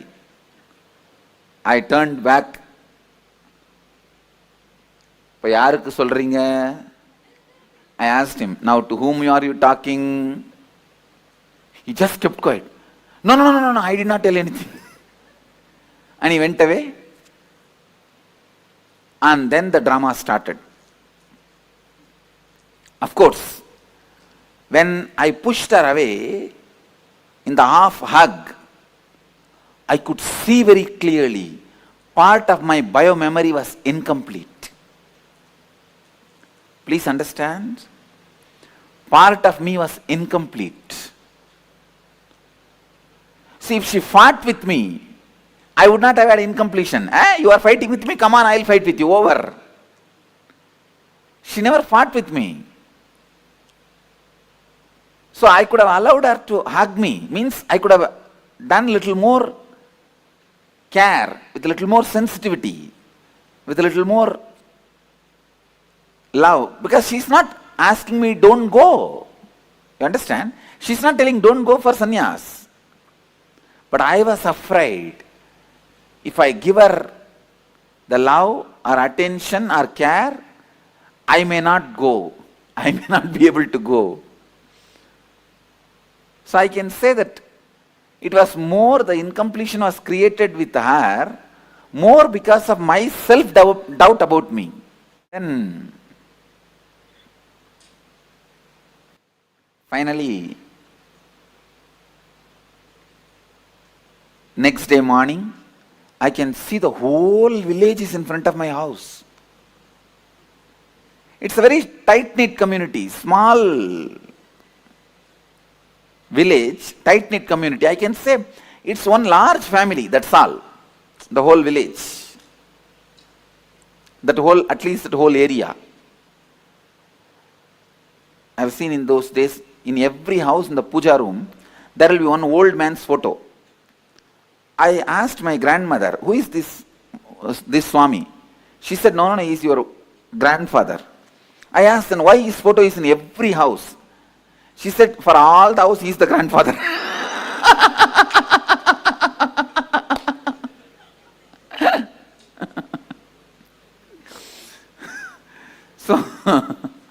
entertainment. They will have 2-3 wives and no TV also those days. This is the only entertainment. Each house will have half a dozen to dozen. Zamindar means landlords. And I have seen the original house was 80,000 square feet. But when I was born and a lot was sold. They will part by part they sold. But the original house print, I saw in the town plan, still one small bit is there as it is. I am trying to buy, these fellows are not giving me. Just to make like a memorial, one bit, same construction is there as it is, the stone construction and the teak wood. Any of you have seen that kind of houses? Soon you will see in Biddi, we are building, we are going to do 4-5. It's a typical old style house. It's a tight-knit family, the whole family is there. Usually if somebody dies, their body will be kept in the hall, the sofa, and the whole family will gather. See, this family is such that every month somebody will be attending the age, some engagement, some marriage, some death. Every once in 2-3 months there will be some festival, some program, some function. It will be continuously going on. That day when I woke up, I saw so much of crowd. I thought, who died? Because there's no other function. I asked my mother, what happened? Anybody died? All of them have gathered? All the relatives are there? She told me, no, they all came to see you only. I said, I am alive. Then she said, no, because you said you are going to become a sannyasi, they all came to see you. And literally, like a dead body, I was made to sit on the sofa in the center of this room, hall. It's called Nadu Kottadi. They call it Nadu Kottadi. And in the center I am sitting. All the group, the whole group is sitting all around. And some who doesn't have courage, they talk among themselves. Some who has a courage try to confront me. One by one comes. And first comes my father's elder brother's wife, Periyamma, means aunt. She comes. What will happen to our family prestige if you become a sannyasi? And the funny thing is, night I told my mother, by early morning the whole village knows. Before I wake up, the whole village is there. There are nearby relatives. In those days, cell phone was not that common also. All the other villages also information has gone. They are all on the way. And you need to know, 2 families sat and already saw a girl for me. Usually in this tight-knit families, if a boy is born, immediately they will tie a girl. The mama ponnu, atta ponnu, edavadhu onnu tie panni vechiruvaanga. So they already decided. They are seeing the time, right, muhurtam. And all of them have to sit and convince me. And I am a 17.5-year-old boy. And they will finish the marriage so that I cannot run away and become a sannyasi. And so all this is going on.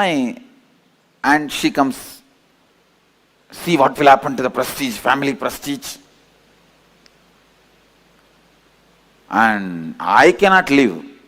If you run away like this and all, whole village will talk, everyone will talk about us. And now only we are having little prestige and family is all settling down. She has 2 daughters. And who will marry my 2 daughters if you run away and become a sannyasi? After all, they are my cousin sisters only. If you run away and become sannyasi, nobody will marry my daughters. I will hang with the sari on the fan. She told in Tamil. Shalai katti fan la thongiruven appadinu. I will hang myself in the sari on the fan. I slowly looked at her and said, she used to be very heavy. And I said, for your weight, the sari will tear, fan will break. You better use the rope on the Uttaram. Uttaram is the beam. You use the rope and hang yourself in the Uttaram. Surely you will die. That's it. And immediately she got angry. What? You are asking me to die? You are asking me to die? Get out of our house. Get out of our house. That's what I told her. I'm going.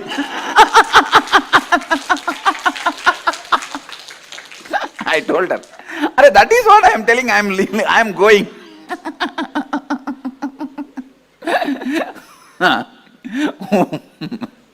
Then comes the next guy.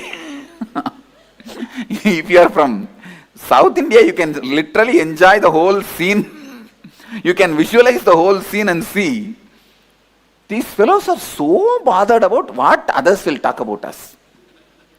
The whole life goes with that only. And then comes my uncle, means my father's sister's husband. Mama, my uncle, he comes. We are all living in the house and living a spiritual life.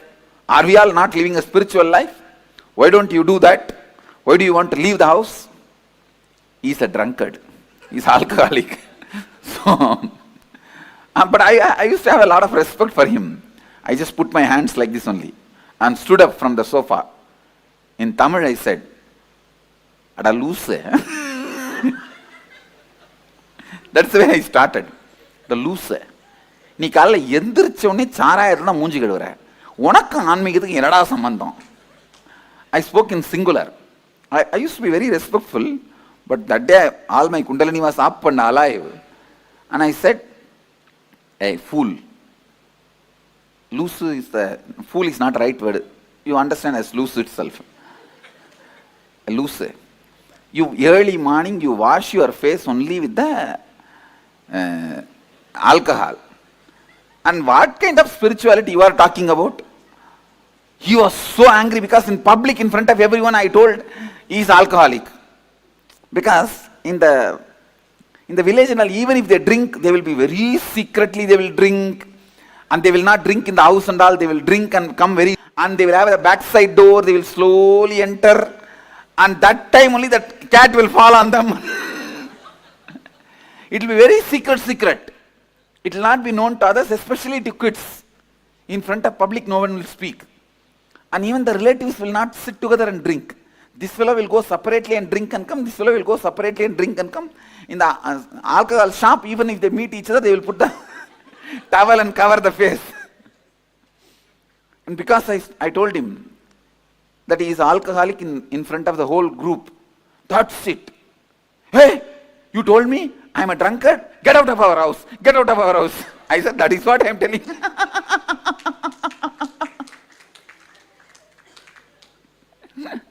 And second wicket over. So like this, few more wickets came. So once I finished everything, now everyone understands if you go there, all your respect, mana, maryada, ellam poirum. They understood.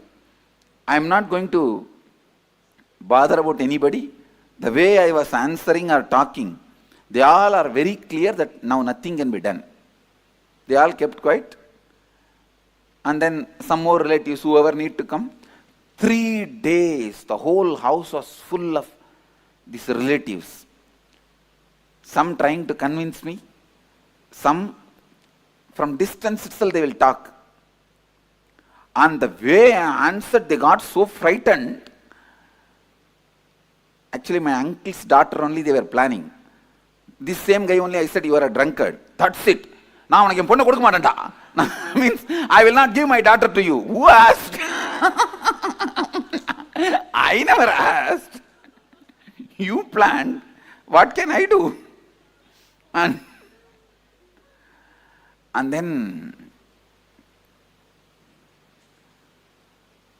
they were planning these, that, and they tried to call my college friends and whether they will be able to give any advice to me. And nothing worked out. Finally, third day, Wednesday I told them, and Thursday, Friday. And of course, even Saturday I was there. Friday, Saturday I did not stay in the house, I went out. Sunday I left the house, that's all. Next Sunday I left the house. After that, there was no contact between me and them. They heard once I am in Ramakrishna Mutt, and when they came, I just saw them from distance and went away. That's all.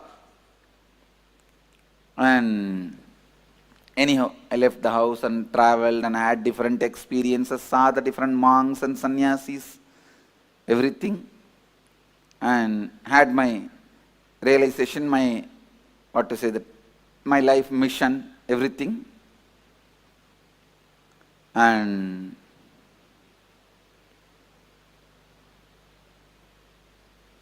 when I had that experience at the age of 22, that I am an incarnation to transmit this experience, my body and mind is prepared for it. After that experience, it took 9 months for me to settle down normally. If I move the right hand, left hand will not move. If I move the left hand, right leg will not move. The coordination will not be there. If I speak, everything will be stopped. That's the way body was functioning.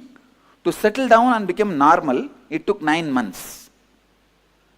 So when I settled into the body and became normal, the first thing I felt is I have to complete that bio-memory which was left in me as incomplete. So I went back to Tiruvannamalai. Actually, that time I was staying in a place called Kanchipuram, near Kanchipuram, a place called Perukkaranai. And there they take stones for making deities. So there are artificial caves where they removed the stones, quarried the stones. I was staying in one of those caves. Then when I decided, I wanted to complete with her. When I felt I should complete with her, immediately I went back to Tiruvannamalai. I went to the house where they were staying. There I saw nobody is there. And somebody else is having shops. When I went there and asked, I wanted to see Arunachalam and Loganai, my father and mother's name. They said, no, they are not here. They went away. I asked, it is their own house? They said, no. 8 years before they sold this house. They went away. I asked them, where are they? Do you know the address? They said, we don't know where they are. We don't even know whether they are in Tiruvannamalai. We don't have any idea. When I was inquiring, they thought that I am coming there for food, because my mother had a wonderful habit, which is from my grandfather. Every day, she will go and find some sadhus and get them and give them food. My grandmother also had this pattern. Every day, she will go and find some sadhus from the temple and get them, give them food, only then she will eat. My father's mother and mother's father, both of them had this habit. So sadhus will come regularly to have food. So these guys thought I came for food. So they said, we will give you food. I said, no, I just wanted to meet them, that's why I came. So I do not know now where they are. I went to temple and sat there. It's already maybe around night 8 o'clock. I thought in the temple at least some of the friends or relatives will come. I'll see them or they will see me, then I'll ask them. When I was sitting in the temple, first time after 9 months, I felt the hunger. Because I settled into the body. That was the exact day I settled into the body. It was Deepavali day. And I settled into the body. And I think next day to Deepavali, Amavasya, I went to Tiruvannamalai. First time then I thought, what is this? In the stomach something is going on. Then I realized, oh God, it's hunger. Because the 9 months, hunger, thirst, everything disappeared from the body. All human activities have disappeared from the body. No one too. Means when nothing goes inside, how anything can come out. And even if we eat little bit, I think whether it's completely gets assimilated, I don't know.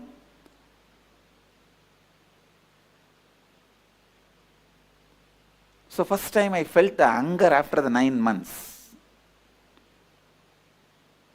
So I was sitting in Tiruvannamalai.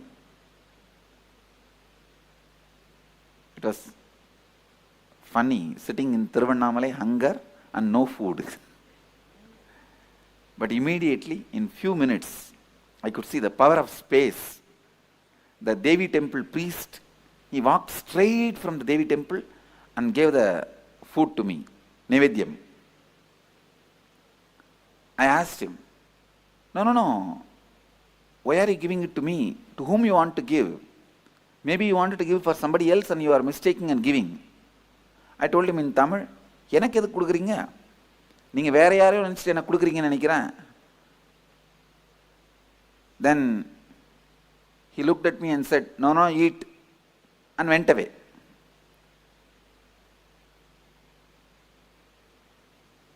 After I ate and washed the hands and I was sitting, from distance I saw one young man, Sami, and started running. Then I know it's my classmate. From distance I recognized. He also recognized me. He thought if he comes near me, I'll run away. So he wants to inform my parents first. He ran and told my mother and father. In 10 minutes I saw in my vision space one face coming and standing. My mother came and stood. And she was afraid to talk to me. She recognized me and she's standing. I turned my face, and the moment I recognized her, I gave my wide smile and asked her, how are you, Ma? The moment she saw a smile in my face, she thought, yes, she can communicate. She can relate.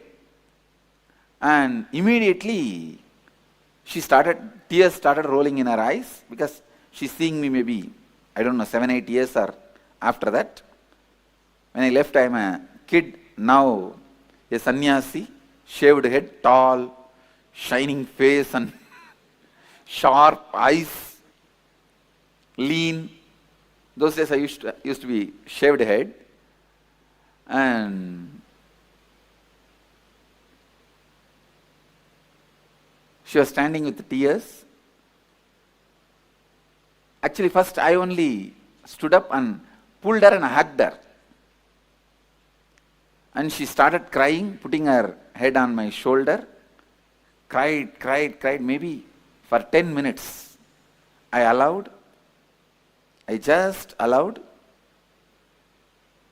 When she felt complete and took her body out, I saw my incompleteness disappeared. The incompletion which was in me, in my biomemory, disappeared. Understand? The one hug, incomplete hug, which I separated my body, where I pulled myself out, that incompletion, which was in my biomemory, became complete when I hugged her again and allowed her to express the love. Then she said, please come and eat in the house. I said, now I am a sannyasi. If you give Purna Kumbha and offer the food in the banana leaf, like yesterday we served, I'll come and eat. She said, yes, I'll do. Next day she did all that ritual, and I went and ate and came back. The moral of the story is, even if you are an incarnation, you have to complete. Understand? Even if you are an incarnation, you have to complete.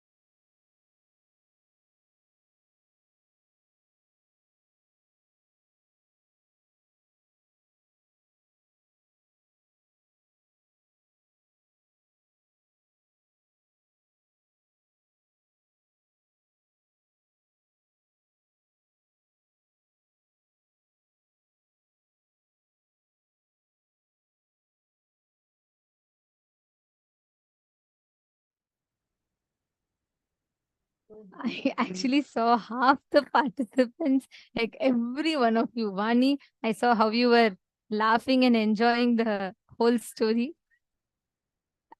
So beautiful, right? The way Swamiji described, literally, like Swamiji said, we all could see the scene when the relatives are all coming and trying to convince Swamiji why Swamiji should not go. And, how Swamiji went. Ma Navamani was enjoying her heart out of this video. I saw she was laughing. Yes. Actually, this whole experience, it's just so beautiful, right? The completion with mother. Swamiji said, even as an incarnation, Swamiji's, the completion with mother was so important for Swamiji. Even as an incarnation, Swamiji had to do the completion for that last fulfillment. After enlightenment, also there was something still left. But when that hug with the mother happened, even that aspect got completed so beautifully. Swamiji is like, the way Swamiji explained, it's just too beautiful. So it explains to us the importance of completion, how important completion is, and how you can physically feel the completion.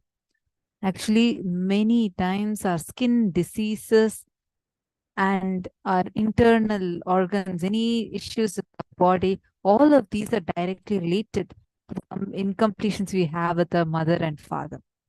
When we experience completion and fulfillment with them, you will suddenly see so much of health, so much of fulfillment manifesting through you. Something really, really, really phenomenal is how Swamiji helps us all to achieve this deeper completion with our mother. And that is what all of us are going to be doing. When you are completing, when you are doing the completion process, you will suddenly see something so like the heaviness that you don't even realize that you're holding on to will suddenly leave you. You'll feel so much of lightness, so much of fulfillment, love oozing out of you. Now, exactly like how Swamiji described, shall we all also experience the completion with Mother? Are you all ready?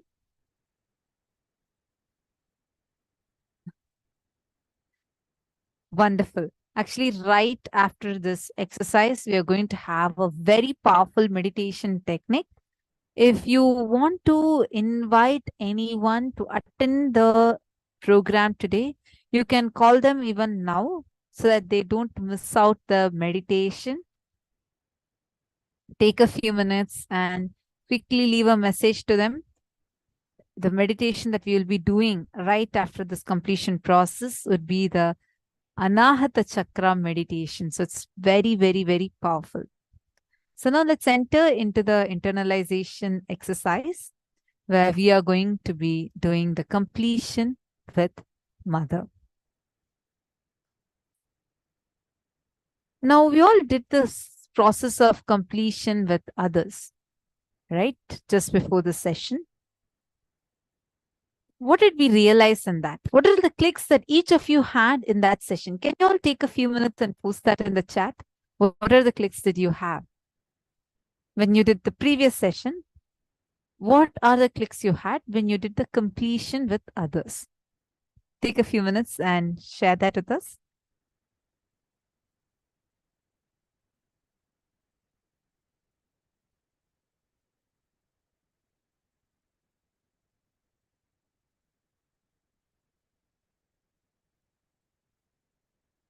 Ma Rainey is saying she feels so culturally connected. It's, yes, yeah, that is profound to know even Avatar. Ma Rainey, see, understand one thing. All the Leelas that Swamiji does is just to show us that, hey, no matter what, no matter where you come from, whatever your background might be, whatever you might have gone through, no matter who you are Paramashiva. You have the possibility to experience this ultimate. You have the possibility to experience this fulfillment. Wow. Mohini Lata is saying, after 6 years, I spoke like I feel so different connected to my brother. He is there for me. Is completion. Actually, today it's very nice to see so many of you. Even another person had posted that, her experience with the completion with her husband.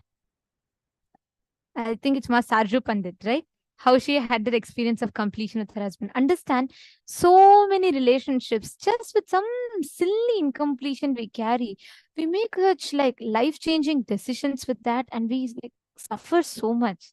And today it is really, really beautiful to see how each of you will be, how each of you are experiencing that breakthrough. Marine, what I wanted to actually tell you was that the Leelas that Swamiji does is to show us that no matter who you are, what walk of life you're from, you are the ultimate. God is in you. You are Paramashiva. You are ultimately supremely powerful. And this powerfulness will not invoke any kind of arrogance or invoke any kind of violence in you. Don't worry. This powerfulness is rooted in completion, which will only bring you so much of fulfillment and love. You'll see day by day how you would suddenly start overflowing with tremendous love. That love energy overflowing through you, fulfilling you, and manifesting as love for the Master. Now let's all do the process. The first step for this, you're going to be writing down. I request you all, please take your paper and pen. First step, write down the relationship that you have with your mother. Describe it in a few words. How is your relationship with your mother? Please take a few minutes. Write this down sincerely. What kind of a relationship do you have with her?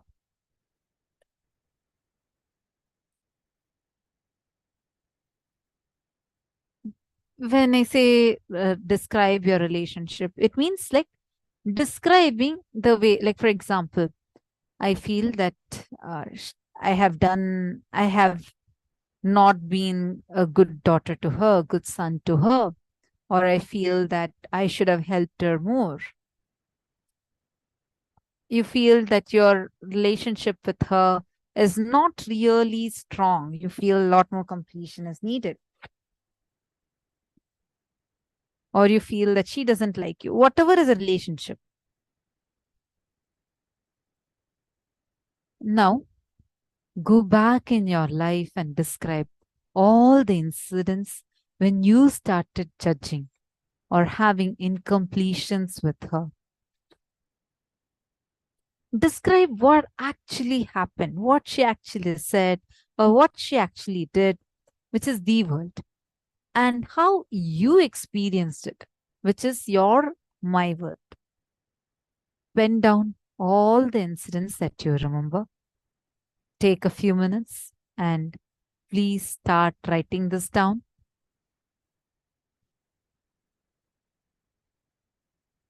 If you have any doubts you have, feel free to ask us, but please start writing down.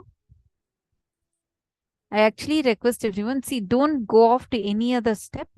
Just do this first step. In the slides, you'll see as first 4 steps. Just write that down. Sally is asking, what if she has passed away already? No problem, Ma. See, Sally, understand one thing. Even if she has passed away,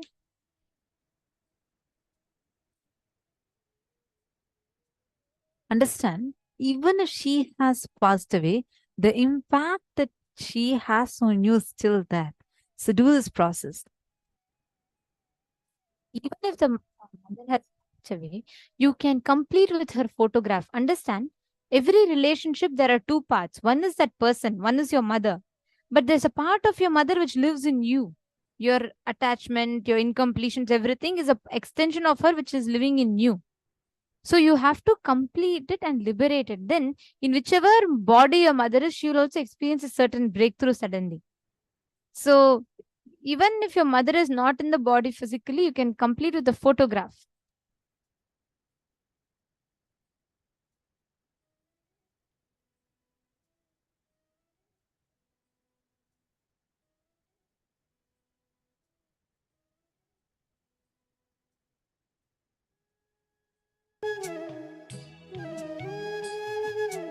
Step 1 to 4.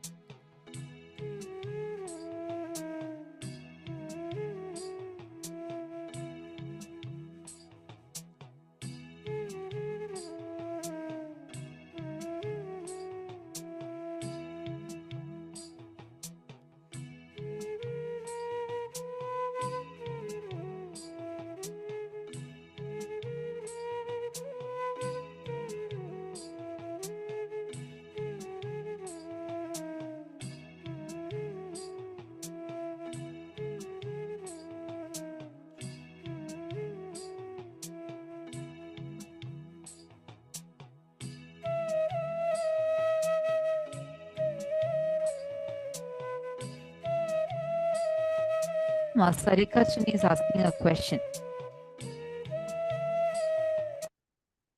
Ma, how do you know if how do you know when I have completed with my mom? As a long time ago, I accepted her for what she was a long time ago. I have no malice towards her, and indeed understood everything she did for us was in our best, etc. Ma Sarikachni. Sorry, Ma Sarikachni, possible to come on camera, Ma?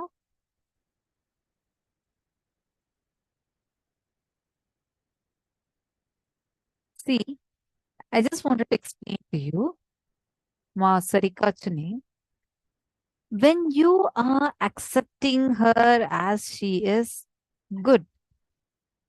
But that is not going to complete you. That may be helping to bridge your relationship with her, but that will not complete you. So, for you to experience real completion, you actually need to do the completion process. See, understand this.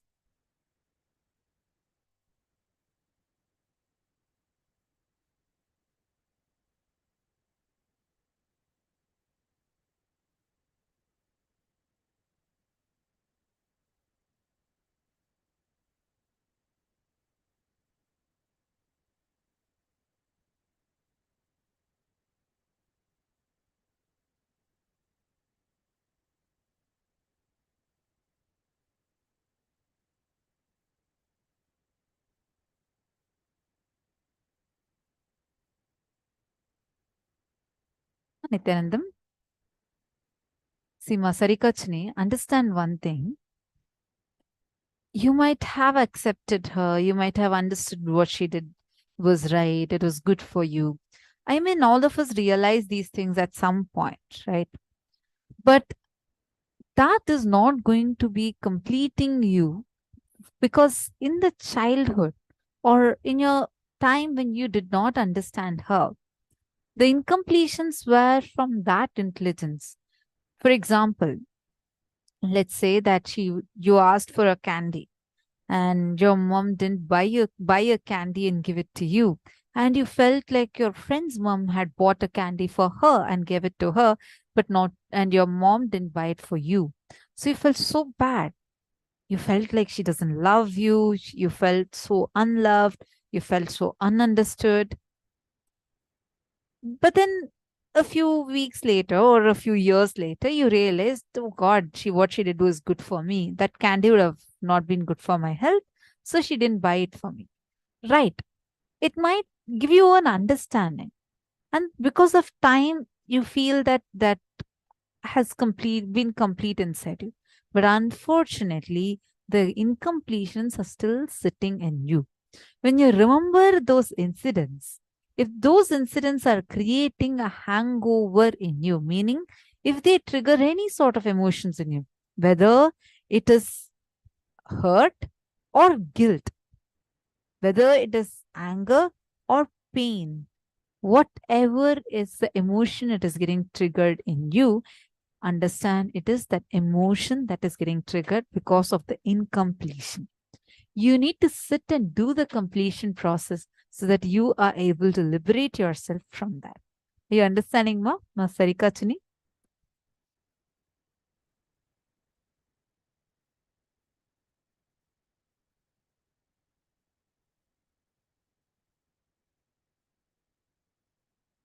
Sorry, you heard me, Ma? I'm just seeing a comment saying no sound. Did you hear me? Ma Sarika Chini. Okay, you got it. Thank you, Ma. So sit and complete. See, even for others, whoever even feels that no, my mom is not in her body anymore, don't worry. You can invoke her. First, do the steps. We'll help you. We'll support you. We'll guide you how you should do the completion. Like how so beautifully Swamiji revealed it to us. Let's just sit and do the process. Let Swamiji take care. All right? This will even give you a breakthrough in power manifestation also. Let's sit and do it sincerely.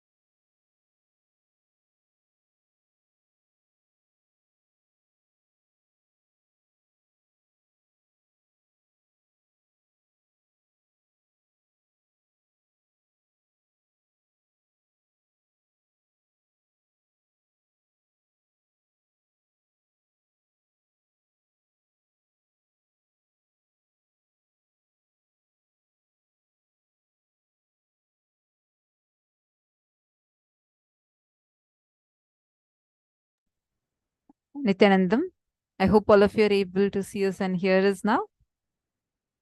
Okay, so see now the next step is where you're invoking your mother in the Atma Murti, Swamiji's Atma Murti, and talking to Swamiji's Atma Murti exactly like how you will talk to your mother. First, talk into Swamiji's listening and do the completion process. And once you finish completing with Swamiji's Atma Murti, where you invoke your mother and complete, then you can call your mother and complete with her. In case she is no more in the body, you can complete with her picture. Actually, invoking in Swamiji's Atma Murti itself, you can do that process once more. Were you clear? See, now listen carefully. I have one question. Joyce has asked, when I'm doing this completion exercise, it brings back so many sad memories. I thought I forgot them already. Joyce Liang. See, understand, those memories are coming in you because those memories are suppressed and that's inside of you. That is why you're not identifying them. There are some problems happening in your life. You know it's happening, and there is some source that's creating these problems. Why it is repeating again and again and again? Because this source is sitting inside of you, but it's beneath layers and layers and layers of your other patterns and incompletions. Like you just put it under the carpet. Now, when you're doing the completion process, you're cleaning it all up and you're taking this out. You're doing the completion with it. So go through that, relive. First time when you relive, it will be really painful. Second time, third time, fourth time, by fifth time, you'll feel complete. So you need to write it down and do the reliving process. Exactly what is happening, fully relive. And once you're complete, that would no more have any effect over you. You're understanding more? More Joyce Liang? See, just do this process of completion. You will see how beautifully you will start flowering. Suddenly your face itself will start shining. You will become so much more alive, young, because you are infusing completion in your inner space.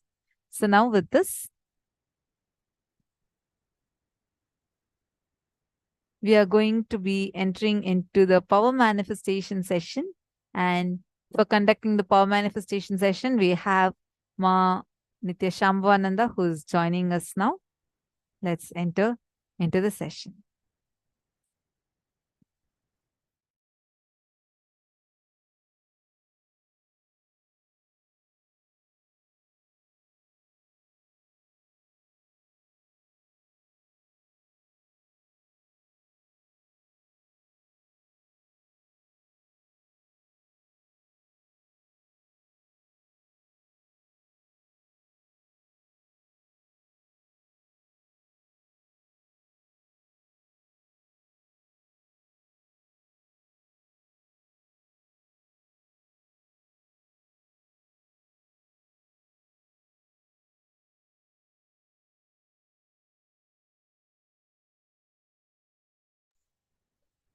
Now, after we have finished that beautiful completion,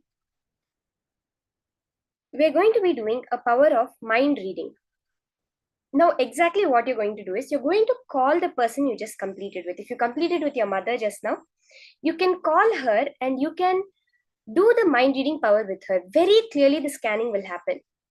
Actually, any power manifestation, if you see, whether it's the consciousness of a matter, especially in consciousness of a matter, when you're doing it with someone who you have a lot of completion with, the matter will move very fast.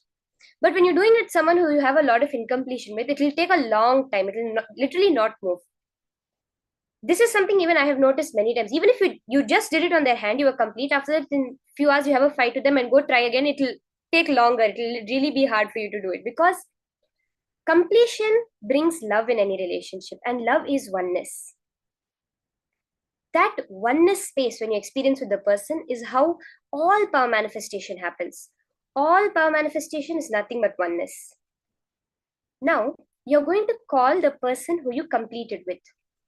Keep the power manifestation now as the strength of your completion with them. The power manifestation, manifesting the completion you did within your mind in the physical reality as power manifestation, will really, really move that completion itself to the next level. Okay?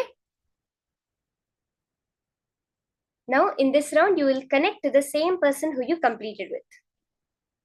We're doing the power of mind reading. Swamiji says very clearly, when you are able to understand your own mind, that is when you understand the mind of the other person. When you are in that space of oneness, that is when the power manifestation happens. So now, connect with your partner, connect with whoever it is you completed throughout the day. We've been doing such